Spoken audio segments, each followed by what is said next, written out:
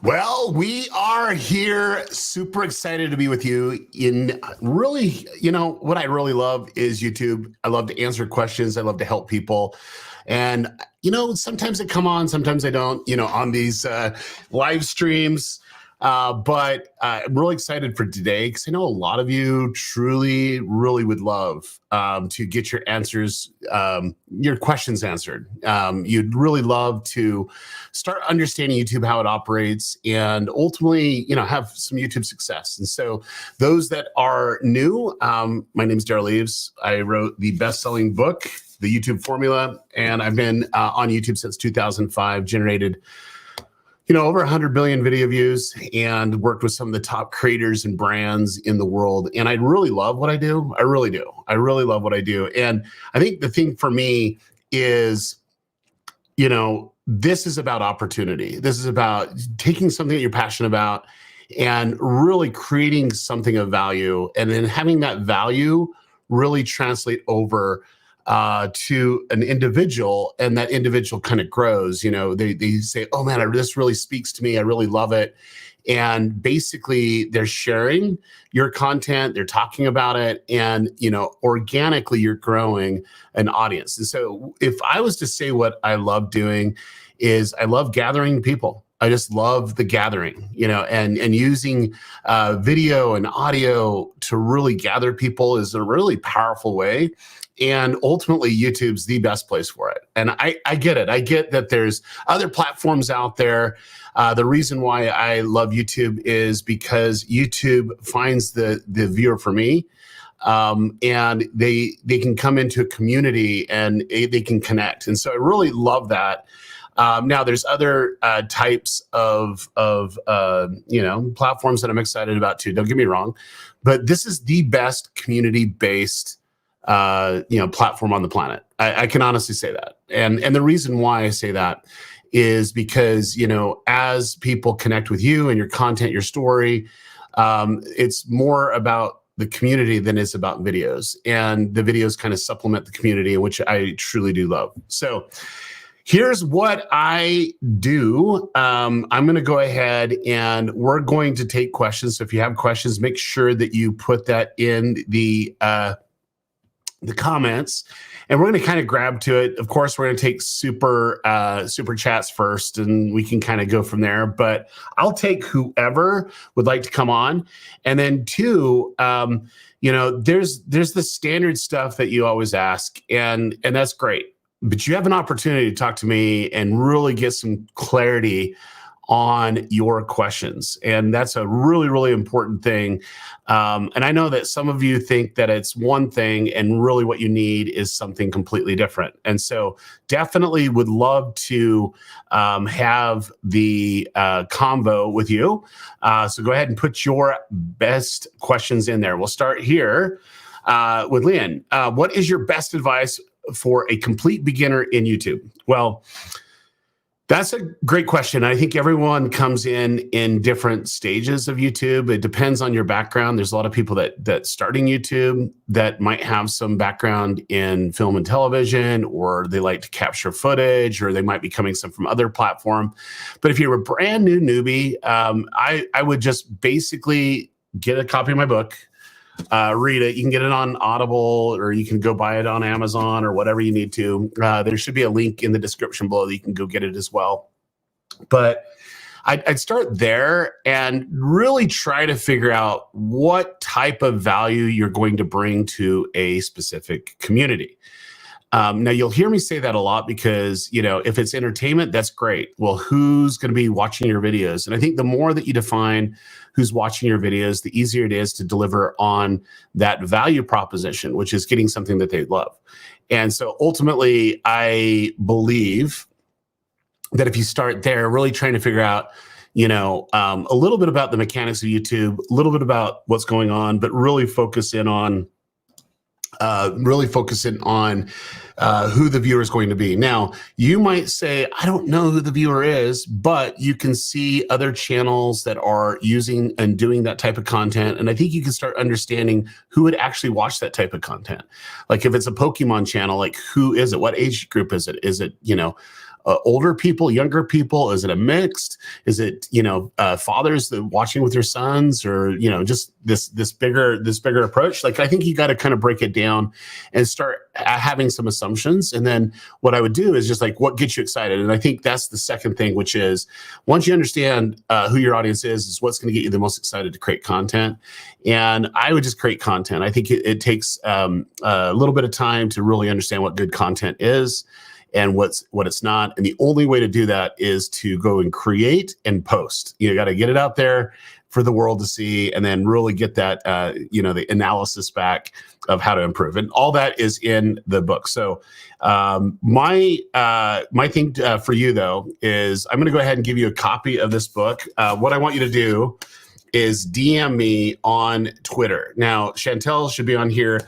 And we got a few of my team members that are here. We can just have them kind of lean you towards it. But just go to the DM on Twitter, and we'll just kind of mail you the book wherever you're at in the world. So, okay, great. Here we go. Next question coming up. Are playlists still good, or combining into a compilation video better? Great question. And I love to see that you're bringing this on, because we just actually had a consult the other day, and we had, a great discussion on two different paths that you could actually take. Playlists are okay. Like, I'm not as pro playlist as I was, 5 years ago, maybe 6 years ago. And so what I want to do is like create an experience, and that could be done through a playlist. I like to use playlists to organize certain things, so it shows up properly in certain areas. And then two, if there's a playlist that they can go back and watch multiple videos that really brings value in a certain way. But in your case, because we had a consultation, 100% I would do a compilation. Like, there's not even a world that I wouldn't do that. So for me, we'll just use the example that we were talking about the other day. If you're building out a city, and you do a section of the city, well, you could do the section of the city as the video, and it can go all the thing. And as soon as all the city's done, then you can put it in a compilation form and make a really beautiful piece of you just kind of building out a city, which is great. So that is something you can do for sure. And a great example of that is to go over to Ryan Trahan's channel. He in June just posted, I think it was a 4-hour video, and it was a compilation. But he actually what we call a bookend it, where he's adding new content, and then he added the story in between. It was a really great video, and I think it has like 8 million views or something on it, which is great. So love it. All right. Moving on to the next. Right here, I've just noticed we're getting some super chats. We'll get to that in a second. Appreciate it, guys. Mini Chef. How to start a YouTube channel of a Christian ministry, content strategy, and more from zero to advance. Okay, so step by step on this one would be, what type of ministry is it? Like, what are you looking to do? There's so many things that you can showcase. There's different ways that you can minister out there to the world. So the question would be, what is the value of someone coming? Is it they're coming to go in depth in the scriptures? Are they going in depth in to start relating the signs of the times that are happening now and in the scriptures? Is it more for motivation? Is it more for reading the word? Like, you kind of need to break that down. And other aspects of it would be defining, the value that they would receive. Now, with the ministry like this side, it would be, well, how do I get them involved? I want to be able to have them watch the video, but get them involved, because that's one of the ways that you can really start getting a lot of visibility, is having people, volunteer and contribute and help in your ministry, which is great. So basically, you got to decide what that content is. And one of the biggest mistakes that I found when it comes to Christian ministry, like especially from pastors, is they treat that, oh, I'm going to just record my sermon on stage. Like, that's not really good. It can work to a point, but it's not that good. YouTube is a little bit more intimate. And, if it was really like a Bible study that was intimate, where the person was talking directly to the camera, and they're imagining that one person that's watching, and helping them along the way is great. On a stage, you're trying to entertain and inspire and educate the whole stage. And there's a lot of people there. So you're not really focusing in on that one individual. And so for me, I like to treat it as one individual and roll from there. And then after that, it's like what type of format's going to work. And far too many times people like to cut it because they're like, oh, we just want small videos. No, like you got to give it what the value is. So if it's really in depth, 45 minutes to an hour, do that. Like, don't be afraid of that. And definitely the audience will come. So love that. Okay, so we're going to do, here we go. Got super chat going on. Hey, Daryl, how can you make a great setup here?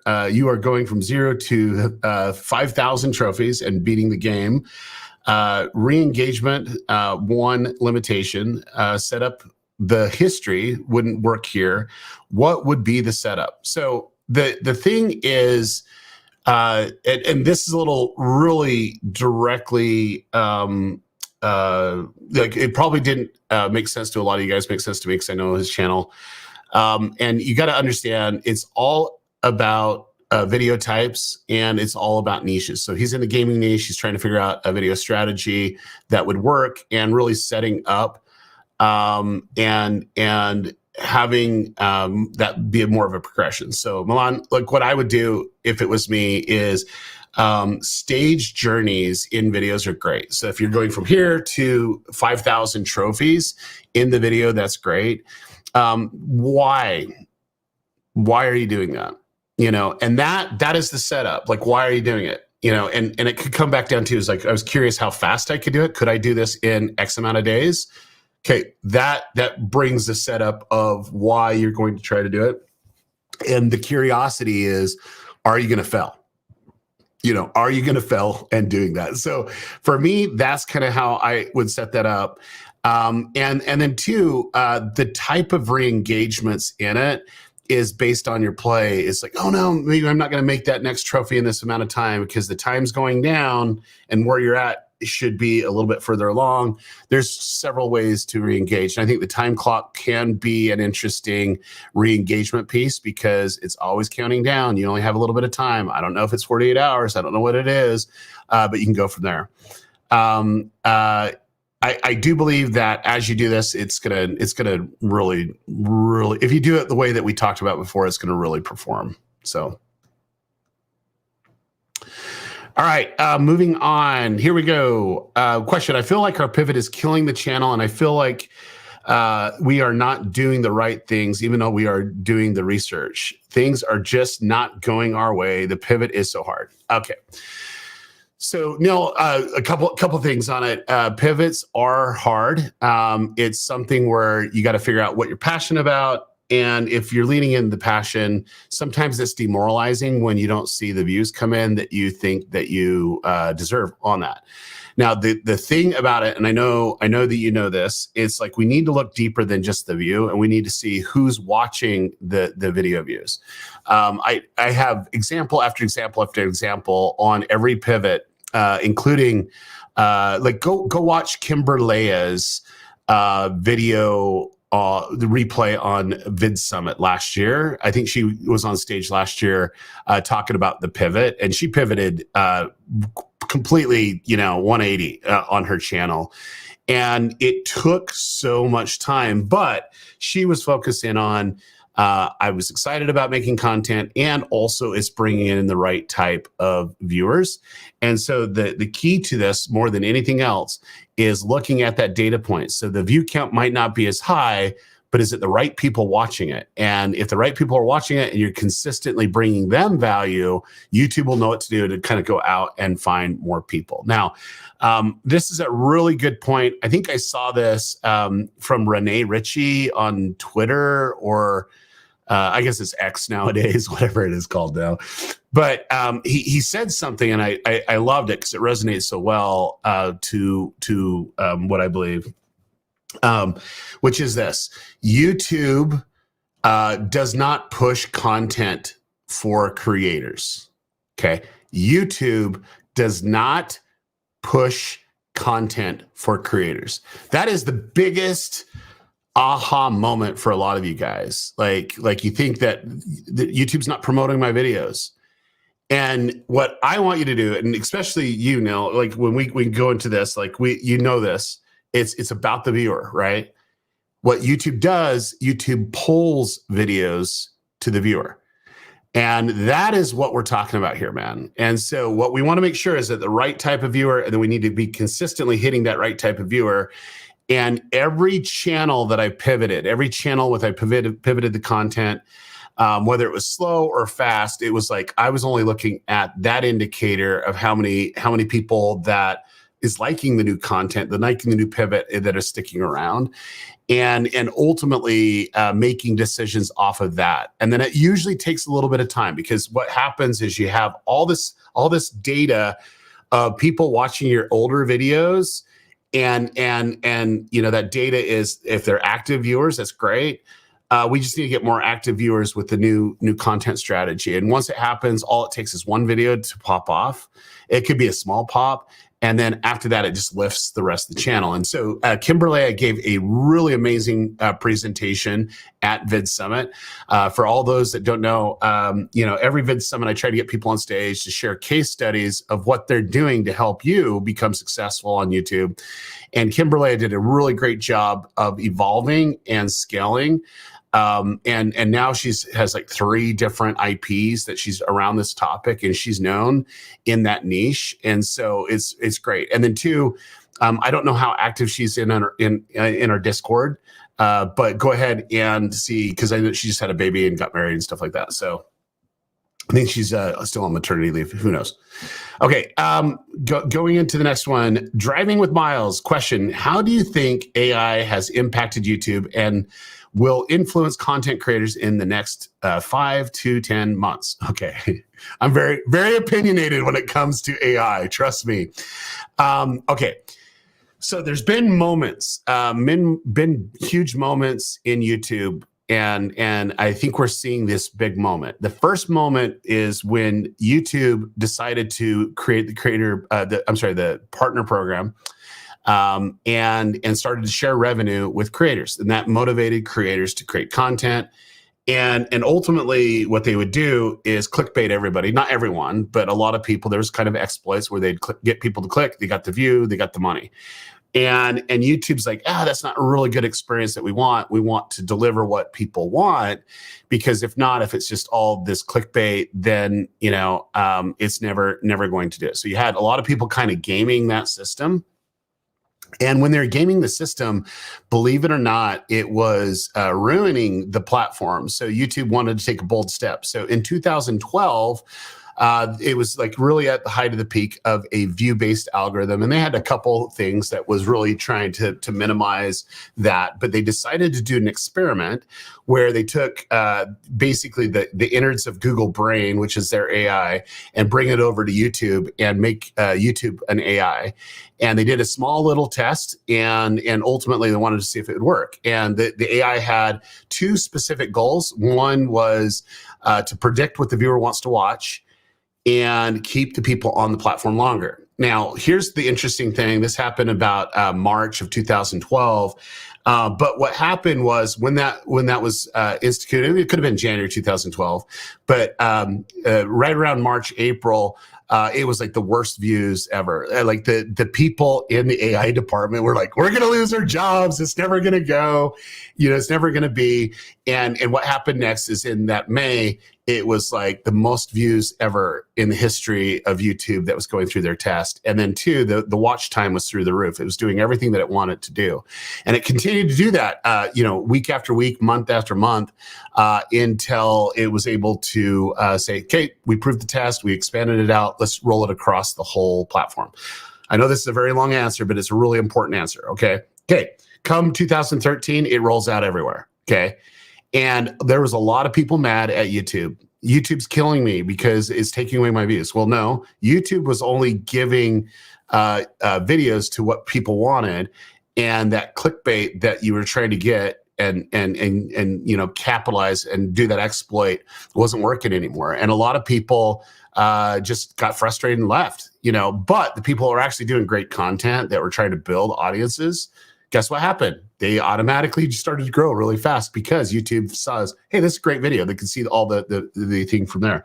Okay, that is the moment. Driving with Miles, that changed everything, because now when things were happening, YouTube is a little bit more hyper aware of things. Now, there's exploits that always try to bring in ad revenue. So if they try to get the ad revenue and they exploit it, that's where they shut it down. So some earlier things that I saw were bots creating YouTube accounts and then also just uploading other people's content and then getting the views and then doing that. That was a long time ago. And there's like a kind of an adpocalypse is what they called it, where they basically stripped away a lot of ads from a lot of accounts, and they just took everybody out of the partner program that was even considered doing that type of content, and then also trashy content. And so that happened, and then two, it was there's just different adpocalypse where they might do like a thing into kids content, and there might be the Elsa gate is what they call it. It's like they had Spider-Man and Elsa or whatever, and ultimately people are doing that to get the click from the kids and so on. That led to a COPPA slapdown too. So there's been about 5 major adpocalypse where advertisers like ooh, or government says ooh, or YouTube's like and so they've done that. Okay, here's my prediction. There will be an AI apocalypse. Okay, and there's a lot of people putting out crap content right now because YouTube does not want spam. They don't want spam going onto their platform. They don't want duplicate spam out there that actually breaks terms of service. And you will see regulation come down as people are exploiting that. And I'm here to tell you right now, I'm seeing people exploit it. Like I can see it. Like I see what's going on. And so YouTube will always come down, and YouTube is great, but they always come down heavy-handed. They overcompensate, overcorrect just to be safe. And there will be a lot of people that will be caught into that mix. Okay. And so, however, I love AI. I love what AI is. AI is not a replacement for a content creator. AI is a tool to help you make better content, a tool to better understand the viewer, the tool to better understand how to make content even better.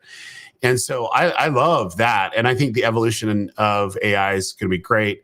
The current CEO, Neil, he is really pro AI. They bought a lot of AI companies under his leadership. And the AI companies is to help you as a creator have that tool to make more amazing content. So you're going to see that kind of outweigh, but the moment that it's like bots and auto-generated and automation and no human intervention, they're going to shut it down. I mean, they will so course correct. And so I'm going to give you a word of warning. And this is true. One of the... like on TikTok, they do a lot with this, and then too on YouTube Shorts, they do a lot of this. But they use a generic AI voice, and that AI voice is kind of, it's almost like a meme type way to discuss. But I would assume that YouTube, when they course correct, they're going to look at the ones that are the AI voice. And really pull those down. Like if it's just like the generic AI voice, I can see that happening. I can see that would be like, here's a part of the footprint that we can kind of identify that this would classify. So be careful, be careful with that for sure. All right. And big thanks to the Super Chat, Athena. Really do appreciate that. That is amazing. We are getting to the questions. Let me see what else we got here. Okay, here we go. Hey, once again, thanks for the super chat and thanks for the question. I don't know if we're going to do a question and then hit it, but almost finished reading your book. And I was going to do your 30-day free training, but is it the same information as the paid training program? So I want to be clear. my group mentoring, it's called Channel Jumpstart. You can find a link in the description below. All we're doing is following this. That's all we do. This is the complete information. So like if you can't afford it, it's there. The 30-day training though is to get you focused in on succeeding. The whole thing would be there are a few small tweaks that can actually lead to growth. And that's what I want you to see. And I think once you see that, then it puts you on a trajectory of really being more sensitive to what a good content is and what good content's not. And so really great, really great. I love it. Okay, so we'll go ahead and answer this one. Why you're not posting content on YouTube? Hey, let me tell you. I try to do what I can, when I can, where I can. So we actually do post quite a bit of content on YouTube. Me on this channel, I don't. I use it just a way to give back. You know, when I just like feel like I need to, you know, contribute a little bit, I do that because like YouTube's been really good to me, and I want to help you, and hopefully you can experience the same thing that I experienced with YouTube. But yeah, I actually produced a TV show. We're in our 5th season, and it takes a lot of work. And I got a lot of other companies that we own. One being which is VidSummit, which we have our VidSummit coming up a month from today, like literally a month from today. So that takes a lot of time. There's a lot of things that I do, but yeah, I do have something in the works though. I've been excited about this. I'm starting to pull together some content that I'm really excited about. And so you might see something from me. I won't say in the near future, but you'll see something from me. Really excited about that. So, okay. Let's go. Let's see what we got.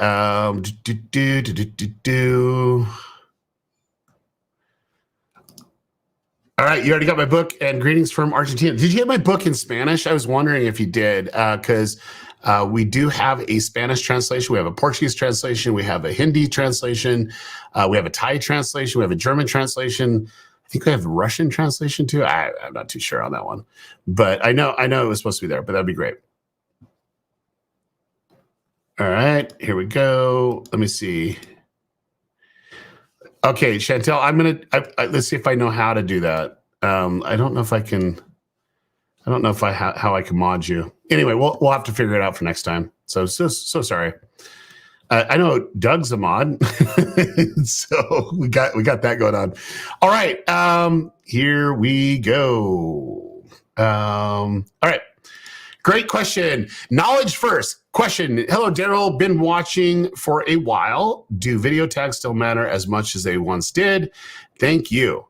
Okay, so video tags are a data point, and they'll always be treated as a data point until YouTube gets enough data that it doesn't need it anymore. And so it's not a bad practice to add some tags, but don't put all your weight of saying, all my success will come around these tags, because that's not what it is. It's just really not.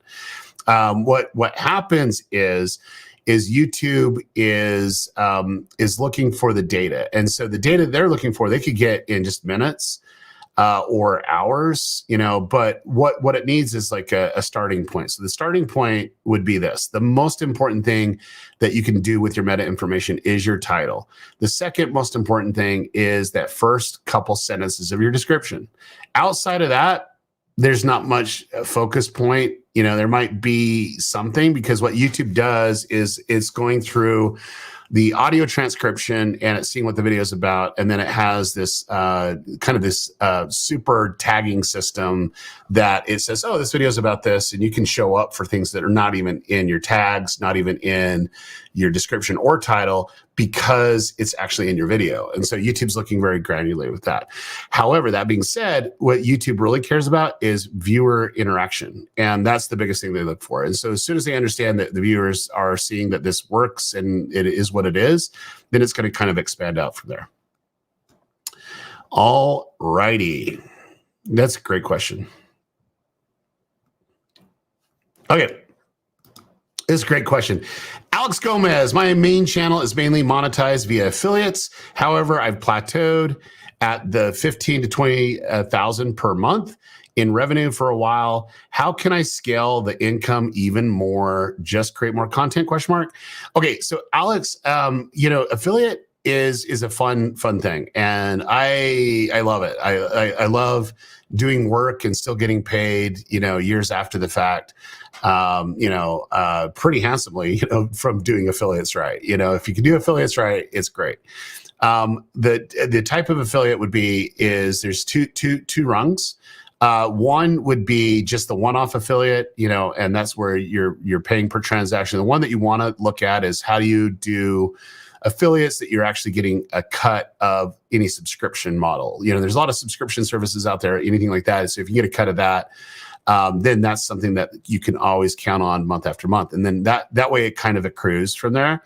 So the thing for me though, Alex, is realizing what opportunities will lead to the sell. And the sell is that affiliate, information that you're giving. And if you plateaued where you're hitting, 15, 20K, what you need to look for is other veins that you can go down, because you probably have a system here on the main channel that works really well. You might want to start another channel that's very geared for a type of affiliate. And start building that out in concert with what you're doing here. So it's not like you're needing to put out more content. What you need to do is just be very direct with the content. However, that being said, I would start doing vertical video live streams if it was me on YouTube. The reason why is YouTube's promoting the heck out of it right now. And it gives you the ability to really connect live and showcase that. Works really well on TikTok, works really well on IG. That is a format that you'd reach a new audience with that.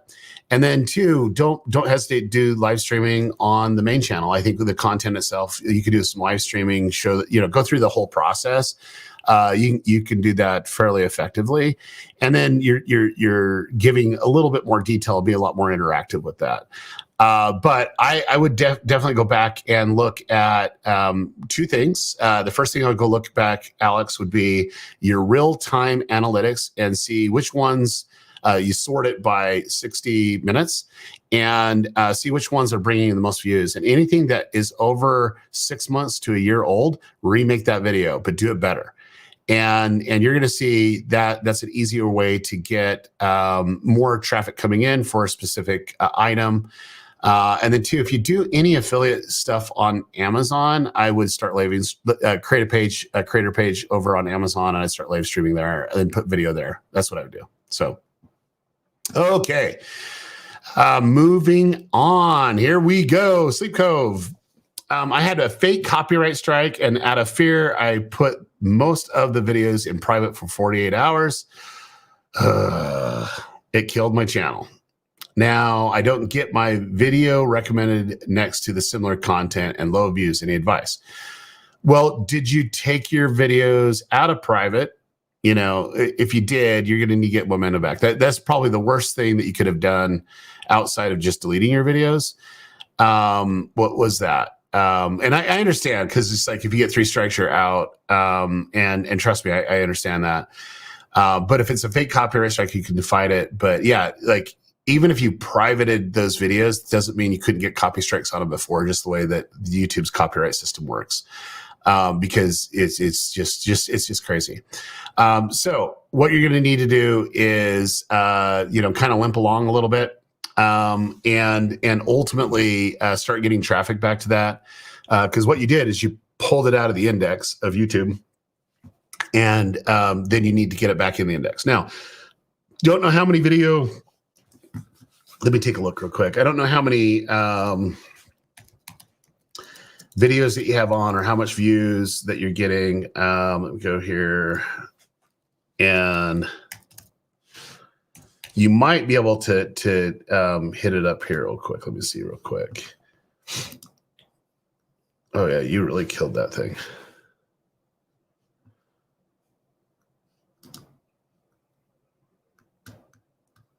Okay, what I would do is put a video in your community tab of one of your recent videos that you feel like worked really well that didn't get the viewership that was needed.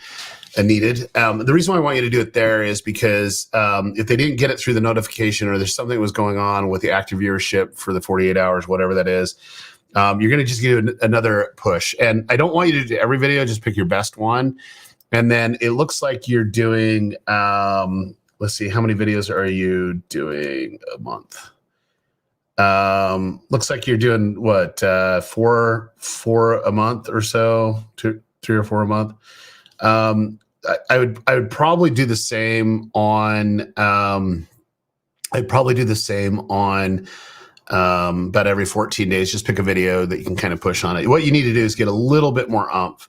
Okay, now I'm going to give you a strategy, and I don't want you to, like, you can't do this long term. You don't ever imagine that this works for any content creators. Like, I'm very cautious of everyone that's coming on, but you just need to figure out how to boost the traffic to your new stuff. And so in real-time analytics, you can go back. There might be some older videos that is bringing views still consistently. On the end of those videos, you just look at maybe the top 10 videos that are older than, a year or 6 months. Change out the end screen and then do a pinned comment to that new video. And let's see if we can boost a little bit of traffic going to it. And this does not work. I just want to make it clear for everyone. It does not work long-term on this. We just need to get some oomph to get some more active viewing happening on your channel. But yeah, man, it just hurts. It hurts when you take down all your, most of your videos, for 48 hours. That's rough. That's rough. Okay, so you can't send a message on X. Do it on IG. Do it on Instagram. That's fine. You don't need to be a paid subscriber for that.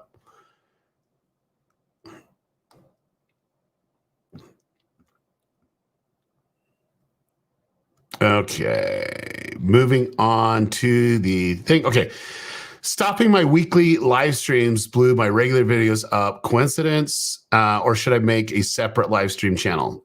So Decoy Voice, like causation, correlation, you'd have to look at the data. One thing that you're able to do is go into analytics. And when you're in analytics, in the upper right-hand corner, there's a thing called advanced mode. So click on that. And over on the right-hand side, you can actually there's like a compare button, hit that compare button, and then it's going to pop up a screen. And over on the right-hand side, it'll say groups. And what you want to do is hit that button right there to create a brand new group and put live streams and put all your live streams, probably last 10, 15 live streams that you've done in that. And then save. And then I would do another group, which is just regular videos. And then I would put your last 10 to 15 videos in that. And then once you're done, you can hit that compare tool, which you'll just select the live streams on that. And then over on the left-hand side where your channel is, you just hit that and then you change that with videos. And then you can compare the data. Like, the data doesn't lie. And all you need to do is look at where the traffic was coming from and who was watching it. And if it's a different viewer, then you might want to consider putting that on a different channel. But you got to understand what the purpose of the live stream is. The purpose of the live stream is to connect. That might be good. But how long was the live stream? There's a lot of questions that I have. So for me, that's good starting point. It's super geeky, super analytical, but it's the only way I know how to really see if it's a coincidence or if it's a correlation causation, type thing. So.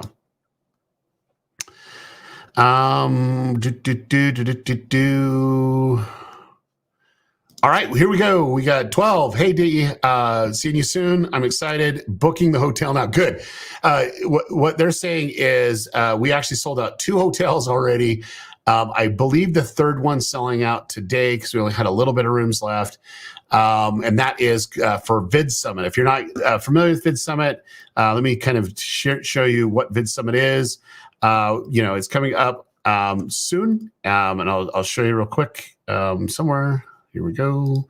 Yeah, it's coming in Dallas, September 3rd through the 5th, and that's where the conference we put together. I'll talk about that a little bit later in the Q&A. So Let me keep on going here. All righty.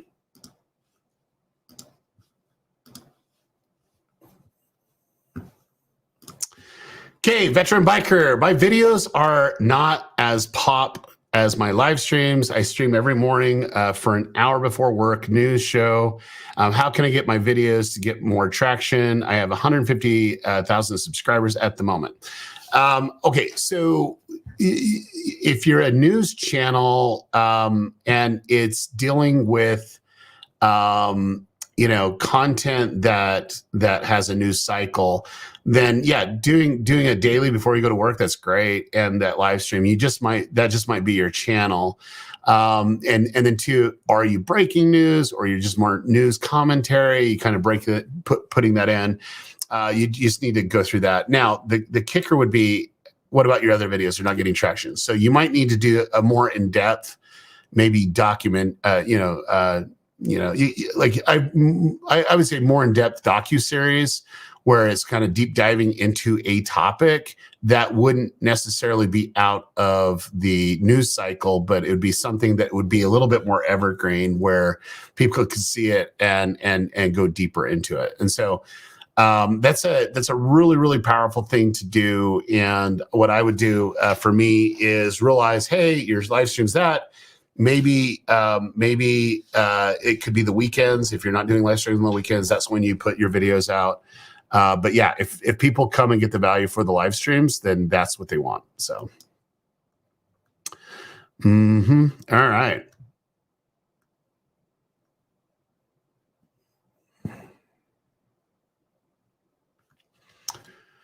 All right, here we go. This is from Twitter. X, considering this, should I start a new channel, unlisted your previous videos, or just leave it and post new videos?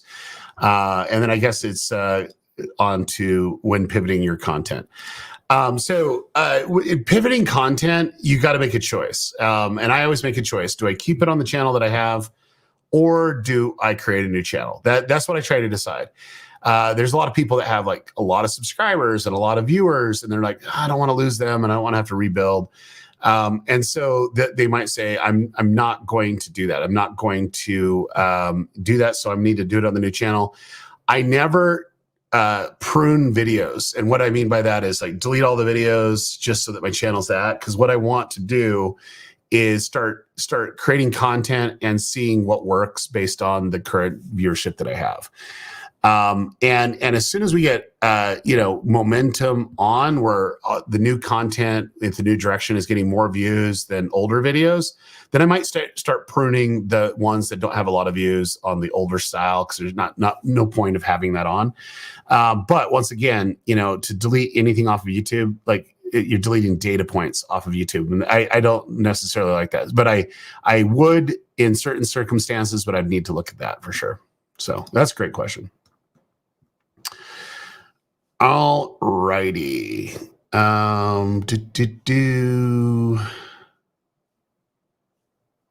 Okay. Cooking with Chris. With the thumbnail testing on YouTube, I have one at 51 and the other at 49. What does that tell you? Okay. So having one at 51%, the other one at 49%, I'd have to go deeper into it. Like I need to see where that percentage is. So is it like 51% of browse feature, or is it collectively over all the content of your traffic type, or is it 49%? I would look at the traffic source, and if it's suggested videos, you're probably not getting a really big sample size to have that high of a percentage of click-through rate. It could be a low amount. And so it's just trying to figure out what's going to be better or not. The biggest mistake that people are using with this tool is doing the A/B testing right out of the gate. That's the worst thing you can do. You need to take your thought process and say, is this working or not? And I talk about baselines in my book, but you got to give it some time. And it could be like, 48 hours, 7 days or something before you really do it. But it really depends on traffic source. And in fact, one of my students spoke at VidSummit a couple years ago. His name's Foot Crunch. Santiago. And FootCrunch gave a presentation on how he would get an extra million views on his video when he would change his thumbnail without his face, and totally different style. Within like 20 days or 28 days, 30 days. And the reason why is because that traffic source, that thumbnail style worked better with the traffic source. Didn't work better with the original traffic source, which is browse feature, but it did with suggested videos. So, okay. Pivoted my 140,000 subscriber from a drug to art education in 9 months. Finally had an art video pop off. Congrats on that. That's really great. And to be suggested on the homepage, what's the best next steps? Well, congrats. Like, this is with any pivot, it takes a little bit of time. Yours took 9 months, right? And it's 9 months of consistency. Now, what I would do is make something around that video that popped off. So, whatever that may be, if it was a cat painting, I don't know. I'm just like looking at your avatar, whatever that is. Let's try to add something that would be super related, that the person that watched this art video would want to watch the next art video. And it could be a specific style. So the best way to do that is to go through comments and see if they give you suggestions, but also see what value that was actually being received by them. But keep in mind that most of the people that want to see your art education, they're never going to do the art. They just like watching art happen. And it might inspire them to do it one day, but they just like watching that content. So just really look at that opportunity. Now, the next thing, Christelle, I would watch Bob Ross. Bob Ross is the content guru. Honestly, he is so good on audience development, and it's so great. And even Gen Z loves him. He loves him on Twitch, loves him on Netflix. I mean, just really, really high consumed. And he had his style, he had his method, but he also had his content strategy. And if you watch his content, you're starting to pick up some fun things, and that's audience building. And it's pretty amazing. So congrats on that. Really do appreciate the super chat question.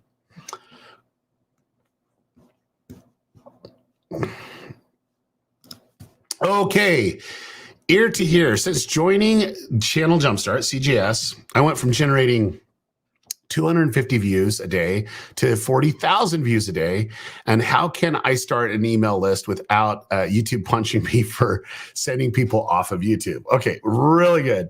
Well, first off, I love hearing my students succeed. That is success. I mean, going from, a couple hundred videos today to tens of thousands of video views a day. That's great. Let's get more. Let's get that to, hundreds of thousands, if not millions. Now, your question is how to create something to get an email list off without YouTube punishing you. What I would do is strategically look at a video that's coming out that you can do that once. So just say, hey, this would be a great thing. To get an email address, there needs to be value transferred. Like, they're not going to just give you their email just because they like you. They might, but it might be for a weekly newsletter, or, in-depth training on, or a better understanding, or a study guide, or whatever that may be. And so what you need to do is like figure out what that offer is, and then I would just include it in your video. And then two, once you do that, you can also put that offer in your description of all your videos. And have it there. Hey, if you want this, go ahead and click on that. So like in mine, if you look, and I'm not really active on this channel, but still I have people every day clicking on that 30-day creator challenge that I created, and I get them in an email. So like, and you might even come from that email. I don't know like where that was, but that's where it starts. And it's in most of my content's descriptions. So all righty.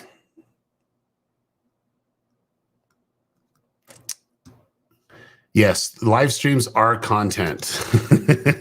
Let's see. Here we go. All right, here's my boy. Question. Hey, Daryl, what do you think of a niche channel like IT security and monetizing them outside of ad revenue? Is this going to be viable? Like using Help Hub Hero strategy for content? Okay. And that's kind of like internal YouTube talk, the help hub hero type of content. So yes, as technology is up, as there's security breaches, IT security is a really, really important thing. There's some pretty big money in IT security, and there's an opportunity. So you got to figure out what are those opportunities. It could be affiliate. This is ad revenue outside. If you can get them to sign up and they do a monthly, protection plan or whatever, you can go for it. You might work a deal with an IT expert where you're sending traffic to them, and if there's a sell, you get a transaction of that to a percentage of it. There's different security systems that is in play. There's hardware and so on, cameras. That whole thing. Yeah, absolutely. You can make a ton of money on it. Now, I like to do it on ad revenue, and I want my ad revenue to bring in about 20% of the income for a channel. And the rest should be, outside of YouTube. Because if the ad revenue stops, I don't want it to interfere. And then when my company's really clicking along, I'd like it right around 7-8%. If I can get to 7-8%, then we're doing really well. So, but yeah, love it. But yeah, you can definitely make a niche channel for that for sure.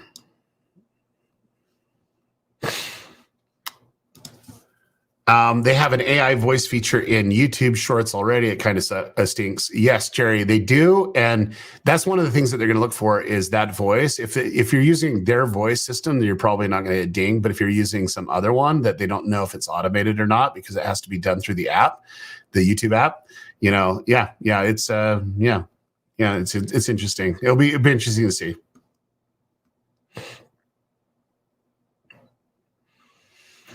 Yeah, 1 month till VidSummit. Really excited about that. Okay, here we go. Playing the mom game. Okay, thank you for the super chat.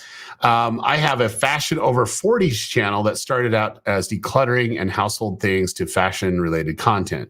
Do you think my channel name is too generic enough, or should I change it? It's up to you. If you want to change it, you can. It just really depends on what you're really trying to accomplish. If you feel like it pulls it away, then you might want to look at making that modification. Let me kind of go through the fashion over 50 or fashion over 40. Sorry. You might be doing this a while, and if you use 40 and yet you're 60 at some time, then is it going to be relevant or whatever? So like I would really try to look at something broad, and I like playing the mom game. That's great. But what happens at that next stage of life or whatever? I guess you're still mom, but realistically, like when women hit their 40s and when guys hit their 40s, they don't feel as good as their 20s. Bodies ache, in certain ways. And so you can connect in different ways. And so I definitely look at something that you're proud of, but I don't know if you need to change the game as long as the content's good. And they're like, oh, I love this channel, so it's totally up to you. It's, I don't think it's going to get you more, subscribers or anything like that, or, views. Well, all righty. Here we go. Scott. Hey, Daryl, just bought your book. Looking forward to getting into it. I want a ticket to come to VidSummit. Congratulations that you won that. I love it. And won't be able to make it due to health issues. I'm hoping to get what I can from the book. Now, Scott, if you want a ticket to VidSummit, you can transfer that ticket into a virtual ticket, because that virtual ticket, you're able to get it, and ultimately we live stream every session that's there, and so it's gonna be really, really cool. Gonna be really, really great, I'm really excited. But yeah, the book's great. The reason why I wrote the book was I really wanted to help a lot of people, in a way and with a medium that they can just kind of digest it properly. And a lot of people skip over it and they don't really go into the book format. So I have it in 3 parts. The first part was the history of YouTube. And once you understand YouTube's behavior and the reason why they did certain things, it helps you understand where they're going. And I'm telling you, it's crazy once you understand that, because then you won't make mistakes. You know where their priorities are at, and you know how to do it. So yeah, congratulations on that. And I hope you love it. So.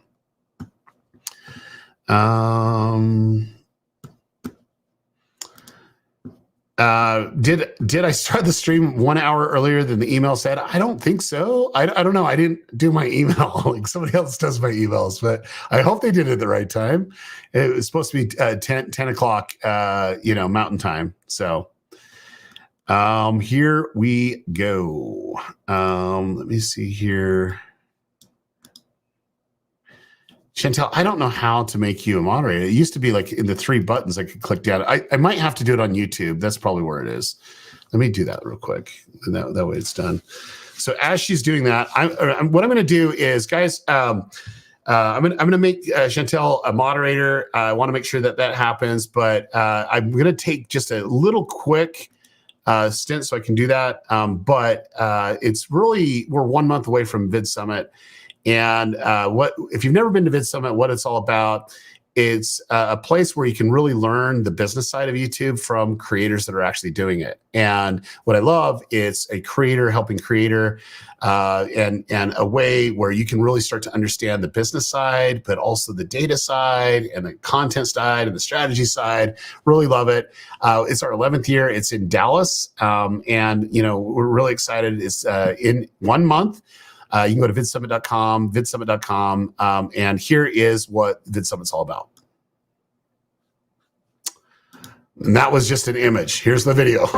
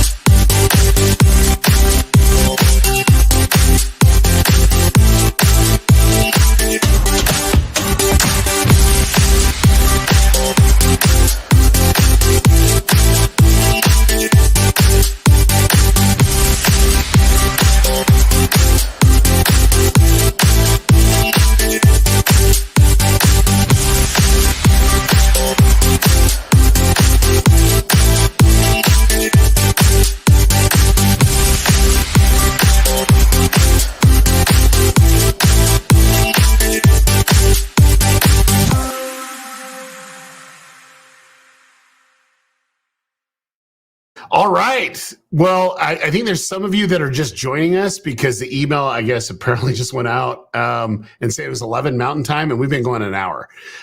So apparently my team got the time wrong. They didn't look at what that was. And so do apologize for that for those that are coming on. But guess what? It's all in replay, so you can get that. Really excited to jump in and answer your questions. What you just saw was VidSummit is coming up in a month. What you want to do if you are anything serious about YouTube, got to get your tickets. Go over to vidsummit.com. We just about ready to sell our 3rd hotel, and it's going to be amazing this year. We have a lot of great information that's going to be there, a lot around AI. We have some really, really big, interesting case studies that I can't wait for you to see, something that you're going to really love. And so super excited about that. And let's kind of dive right in to questions again. So if you're just joining us, we've been going for an hour. You can go back But let's kind of dive right in. All right, let's see where I left off. Okay.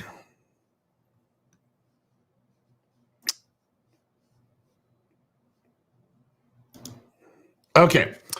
Housekeeping channel question. My video retention when I started and knew nothing was 65 to 70%. And now the last 12 months, the retention is now 35 to 45%. And I only do a 20-second hook and get into it. Okay, so the question is this. Are you getting more views?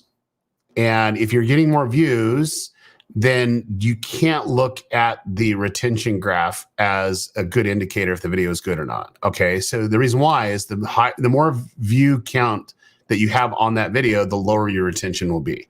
It just is. And so ultimately you got to kind of look at it together. If it's not, and it's the same amount of views that you're getting, I would go a little bit deeper and see where those views were coming and the type of retention there. And then two, go look at that previous content that you were doing when you started and realize, well, is that still bringing in content right now or views right now or whatever? You might want to do it. But ultimately, if you really start putting content together and you're very intentional and you're looking to improve, you're going to see that come up and ultimately make a bigger difference on view count. So on that, I would just look at that, but guaranteed if you're getting more video views on it, your retention will go down. So, and once again, if you guys are joining us, that just count because my email had the wrong date or I was wrong time. We've been going for an hour and I'll stay on for another hour. It's great. I was just planning on kicking off here in a minute or two, but I guess I'll go another hour. I can do it just for you. And we can answer your questions that you have here about YouTube. Okay. So, hi, I'm starting now a kids YouTube. And how do I get views and followers? My AVD is super low, less than 20 seconds. Is there any specific for kids YouTube? Any rules or same for everyone? No, kids, it's tough.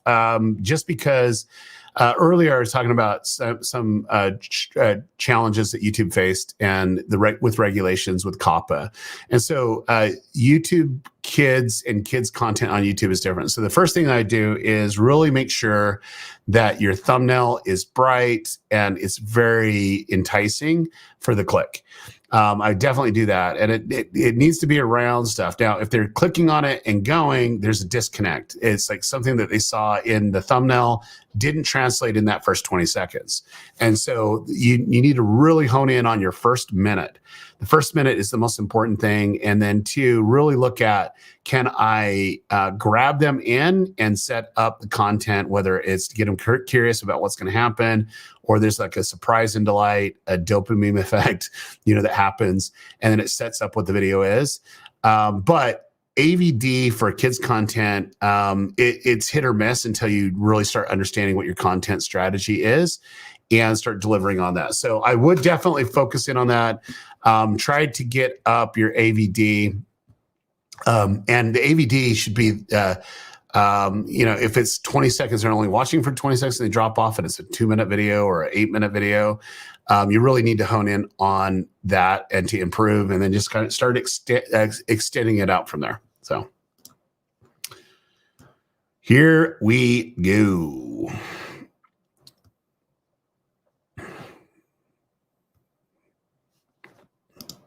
All right. I get a lot of comments on YouTube, Reddit, Discord. I find I can't figure out what my viewers do offline. Any tips on understanding offline behavior? So he's bringing up, I talk about, we're trying to understand the viewer persona and also what's their makeup of who they are and what they do. And we talk about what they do online, what they do offline.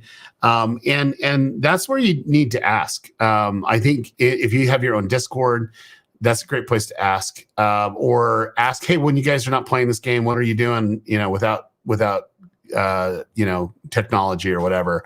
Start getting that. So you have a little bit of understanding. The reason why is it helps you start, painting a picture of who these viewers are. And a lot of things that are happening on YouTube, you could set it up in the stage where you're really helping them understand the content, understanding the content in a way where they want to engage with you. And it's just more what's going to hit. Now they might say, I love playing soccer, or I love, playing football or whatever, and it could be that, or it's like really love, going to the arcade, playing more games, but they're at the arcade. I don't know. There's just several different things. So you just need to ask questions or see if there's any threads of comments where they're like talking about other things outside of that game. So love it.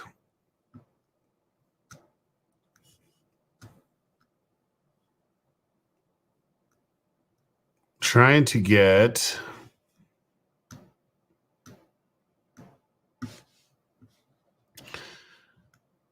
All right, here we go. The Huddle with Walter Strong. Daryl, is the best to start a new channel learning how to make videos that people want to watch, or is it doing shorts or videos altogether? I think the biggest thing is just creating content. Content if it's shorts, content if it's long. It's just like go through the process of creating content.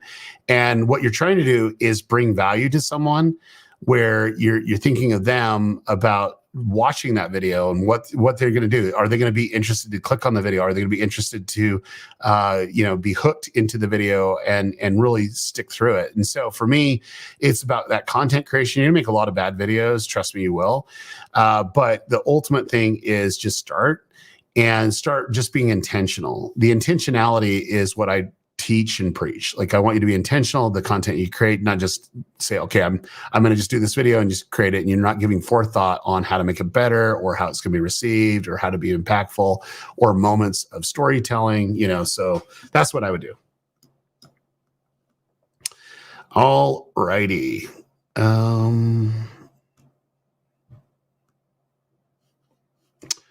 All right, here, 20 Plus Trucking. My channel is 20 Plus Trucking, and it's about me as a truck driver for Walmart for the last 17 years. That's a lot of driving. I wonder how many miles you have on that. That'd be interesting if you've actually started figuring out how many miles you're accruing, and it's in videos. That'd be really cool. I try to help people. My question is, how do I broaden my channel for when I retire? Okay, so look. Your content is your content. Broadening is your broadening. I think it's Trucker Life, or you're giving them tips or whatever from there. That's fine.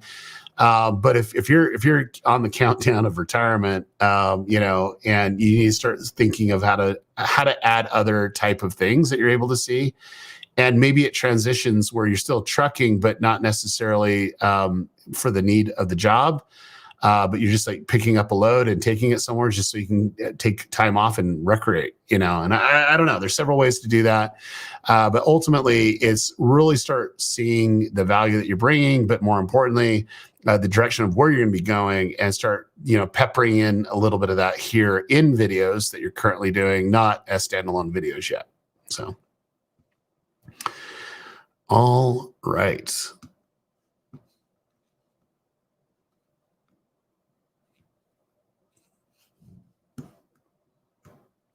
Let's see another one. Here's our friend over at Invisible People. If you haven't checked out this YouTube channel, he's actually in my book, and I really enjoy what he's doing for the world. He's just a great guy, and check out his channel. He's doing some amazing work. I remember you saying live traffic does not affect the upload videos. Is that the same with podcast traffic? Okay, so let's kind of talk about traffic sources so that we understand what it is, and traffic types. Okay, traffic sources is where people watch the content. So it's like homepage, so that's browse feature. Suggested videos, it's like, when YouTube suggests, it's when you're watching a video. And then also there's all the different types of other traffic sources that we're not going to necessarily need to go into, okay? And so when you go live, it can go on the homepage, and they're going to see, Invisible People's live. That's great. And then also, it's going to recommend other videos, and it's also going to recommend your live stream too. So you're going to have that.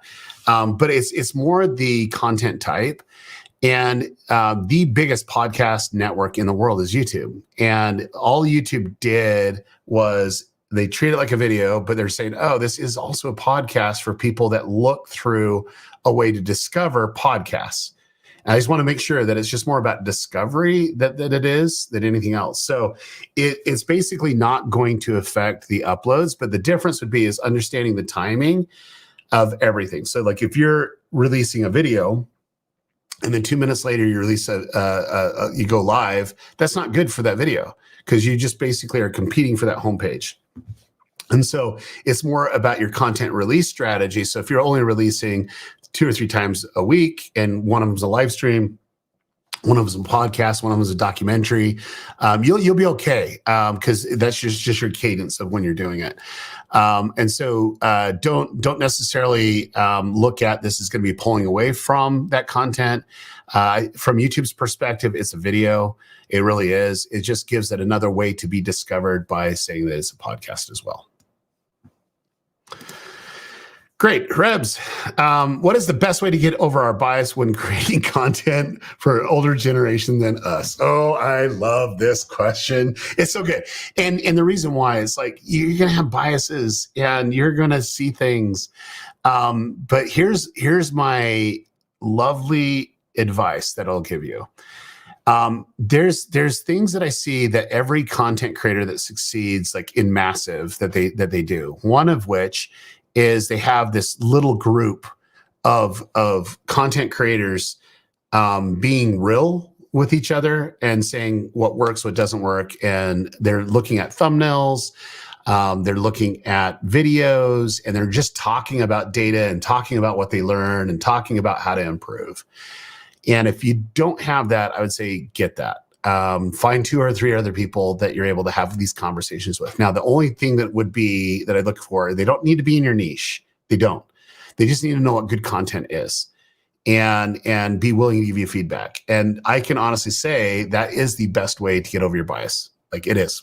It's just really, really easy to do that because you're looking at, okay, how we're bringing them value. And, if you're bringing value consistently, who's that audience is great.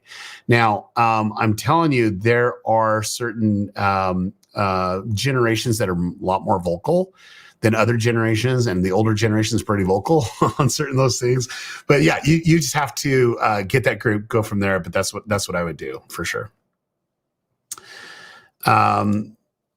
US Plus Mom, our Roblox role-playing channel that my husband and my 5 daughters have grown tremendously since we attended VidSummit last year. That is super amazing. I'd love to hear that. What is your number one suggestion you have for me to support my husband and our channel in the sidelines? I love that question. So first off, congratulations. I love hearing people succeed on it. And I love where families are coming together and they're playing together and they're, making companies together. This is awesome.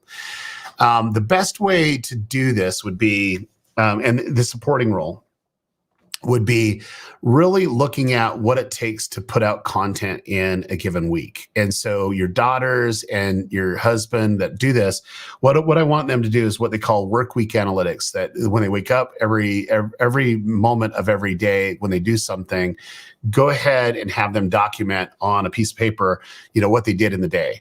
And especially your husband when it comes to this. And I don't know if this is like all in channel yet, or is he still kind of working on the side or whatever, or you're working too and you're just trying to support.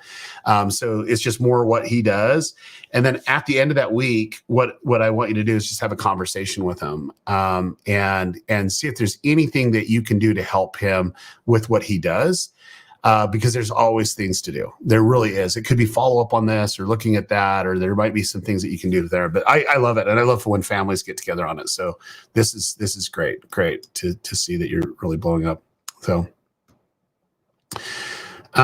let's go to the other one.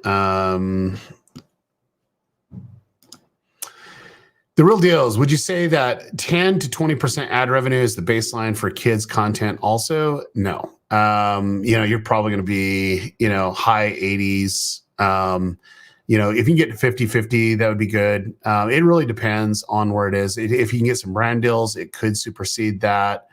But it's hard unless you really figure out how to do some transactions, to have product or whatever. And it's been done. I mean, like there's great examples of great licensing and products that are out there in the kids space, but you have to actually have some pretty deep loyal viewers on that as well. So,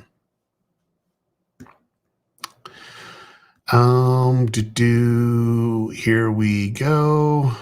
Man, this is like question. Are we pulling comments and super chats from StreamYard? Yes, I am. I love StreamYard. StreamYard is like the easiest way to live stream. It just is. It's so good. They've done a great job.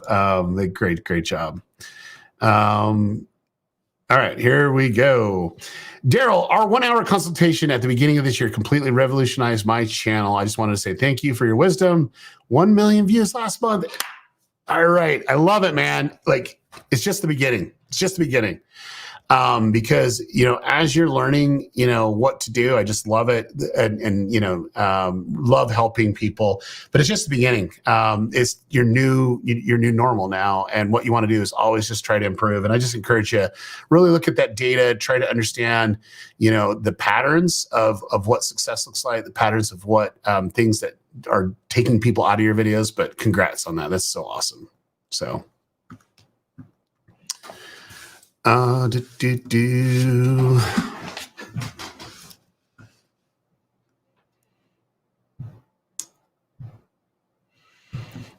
there's some great stuff out here. Stick around, guys. We'll be doing a super chat, or not in a super chat. We'll be doing a giveaway for some virtual tickets, and I'll even throw in a ticket to VidSummit. This will be good. Maybe 2, maybe 3. We'll see. All right, here we go. Let's see. Okay. Hey, Daryl, my channel is called Rap Dads. I interview rappers about fatherhood. Any advice on the category or niche? Okay, so yeah, this is interesting. I love the idea of the channel. I haven't checked it out, so I'd have to take a look at it, but it's great. The interview rappers on fatherhood, that's great. And the reason why is because there's different stages that happen. And I think when anyone of influence starts talking about things that are really important to them, i.e. fatherhood and family and all that other stuff and the balance of, that's great. And especially if they're like role models to other dads and also other kids, I think that's a really cool way to do it. I would really hone in on what's going to be relatable to the interviewing rappers is fun, but interviewing them in a way that can bring so much value to the person that's listening about things they learned along the way, things that they find important, or things that they're discovering that are important, things that when they started their journey that they wish they never did. And things that they wish they would have known, and it could be so much. And I really think it's great, but I would just kind of put it into what value can you bring that dad, through this interview, but also, that family dynamic, because here's someone influential that you're interviewing that's going to kind of warp their perspective on who they are, because it's giving a side of them that they probably have never seen. So,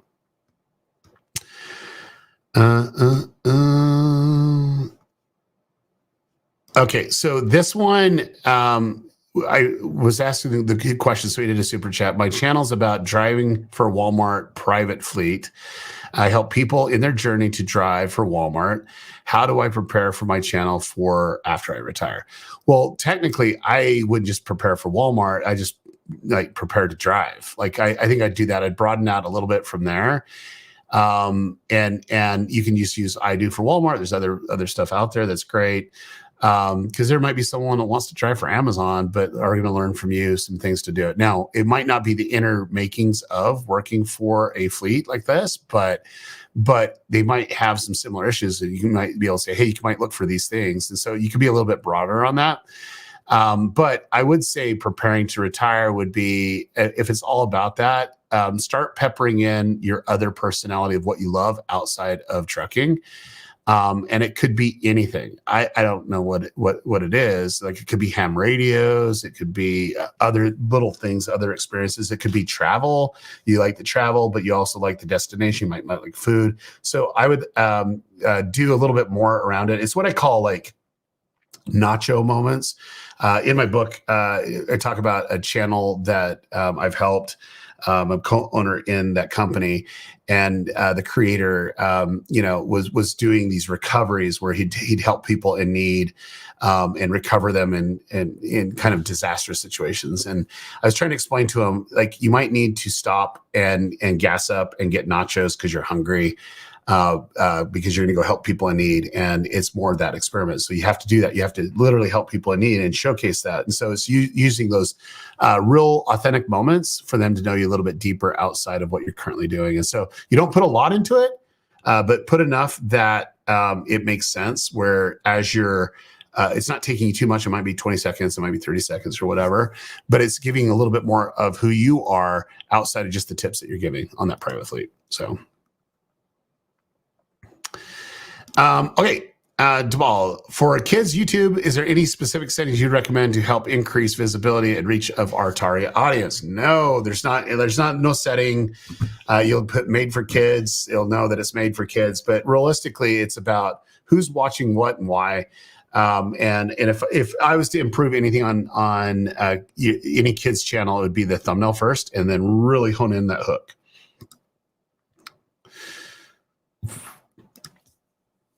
Veteran Biker will be at VidSummit. All right. I'm super excited to have you there. Owe you a handshake. Definitely will do that. Dr. Turley is one of my students, mutual friend.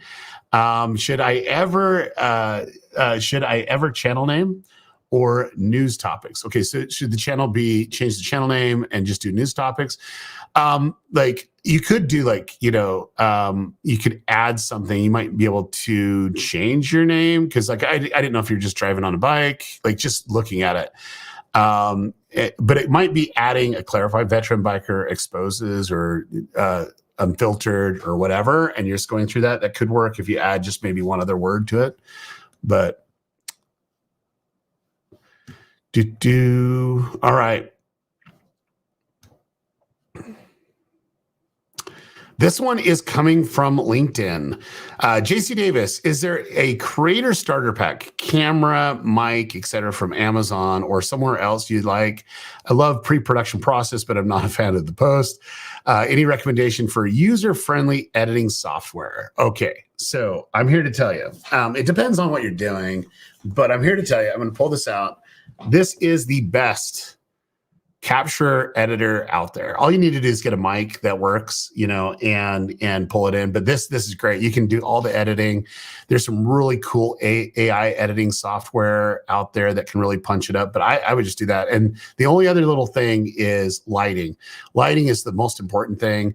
Unfortunately, my channel's not that. I don't go all the little breakdowns, but there's other channels out there that you can look at some great setup. But if you don't want to spend a lot of money but still have amazing quality, this shoots 4K. It really does. And I've used that very consistently out in the wild. Another one that's great are GoPros, just depending what type of setup you're trying to do.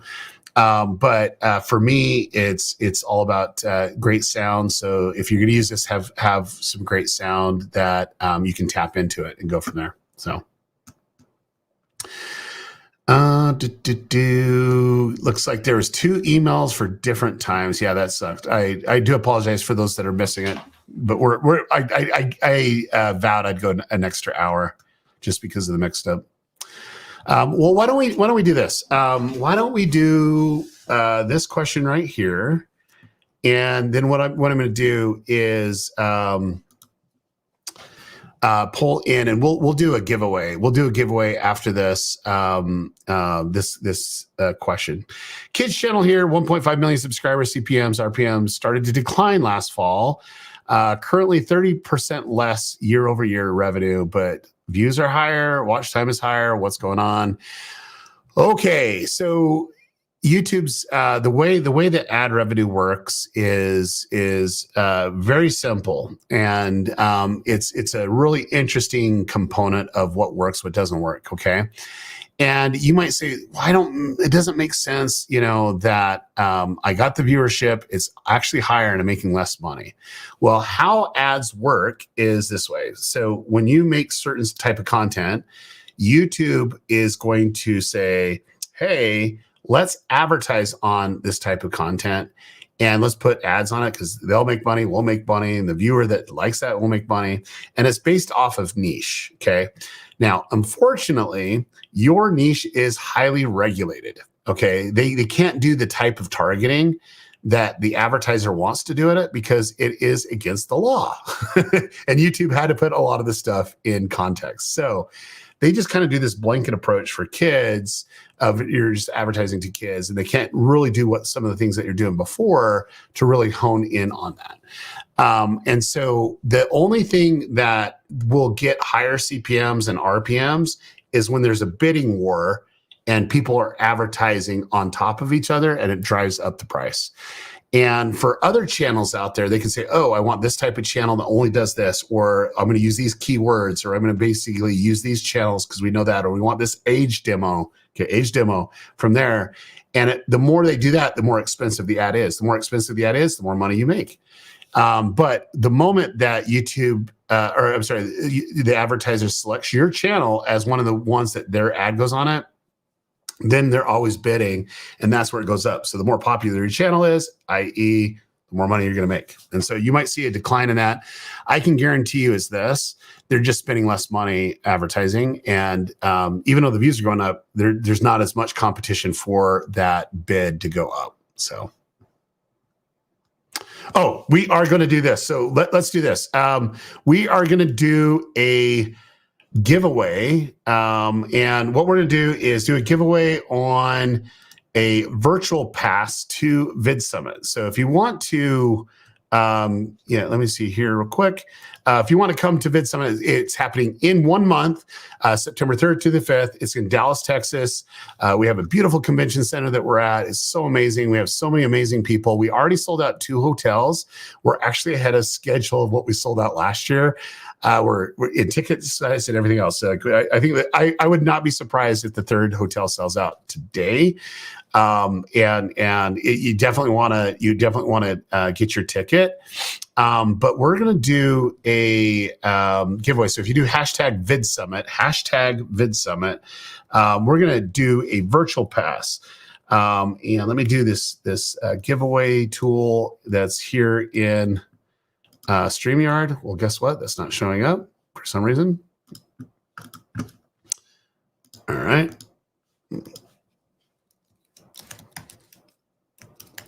It might have logged me out, so I'm gonna have to check this again real quick. Well,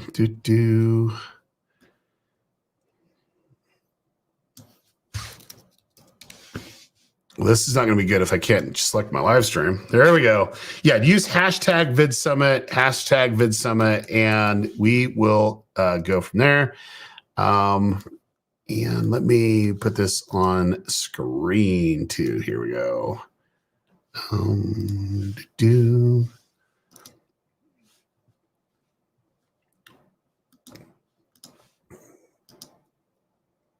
Oh, that's not the one I wanted. Give me 1 second. No, it's kind of close, but I just wanted the tab, not the full thing.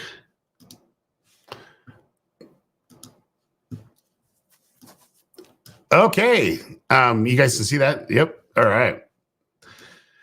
Okay, go ahead and use the hashtag VidSummit, yeah, super excited about this, guys. VidSummit's going to be super amazing this year.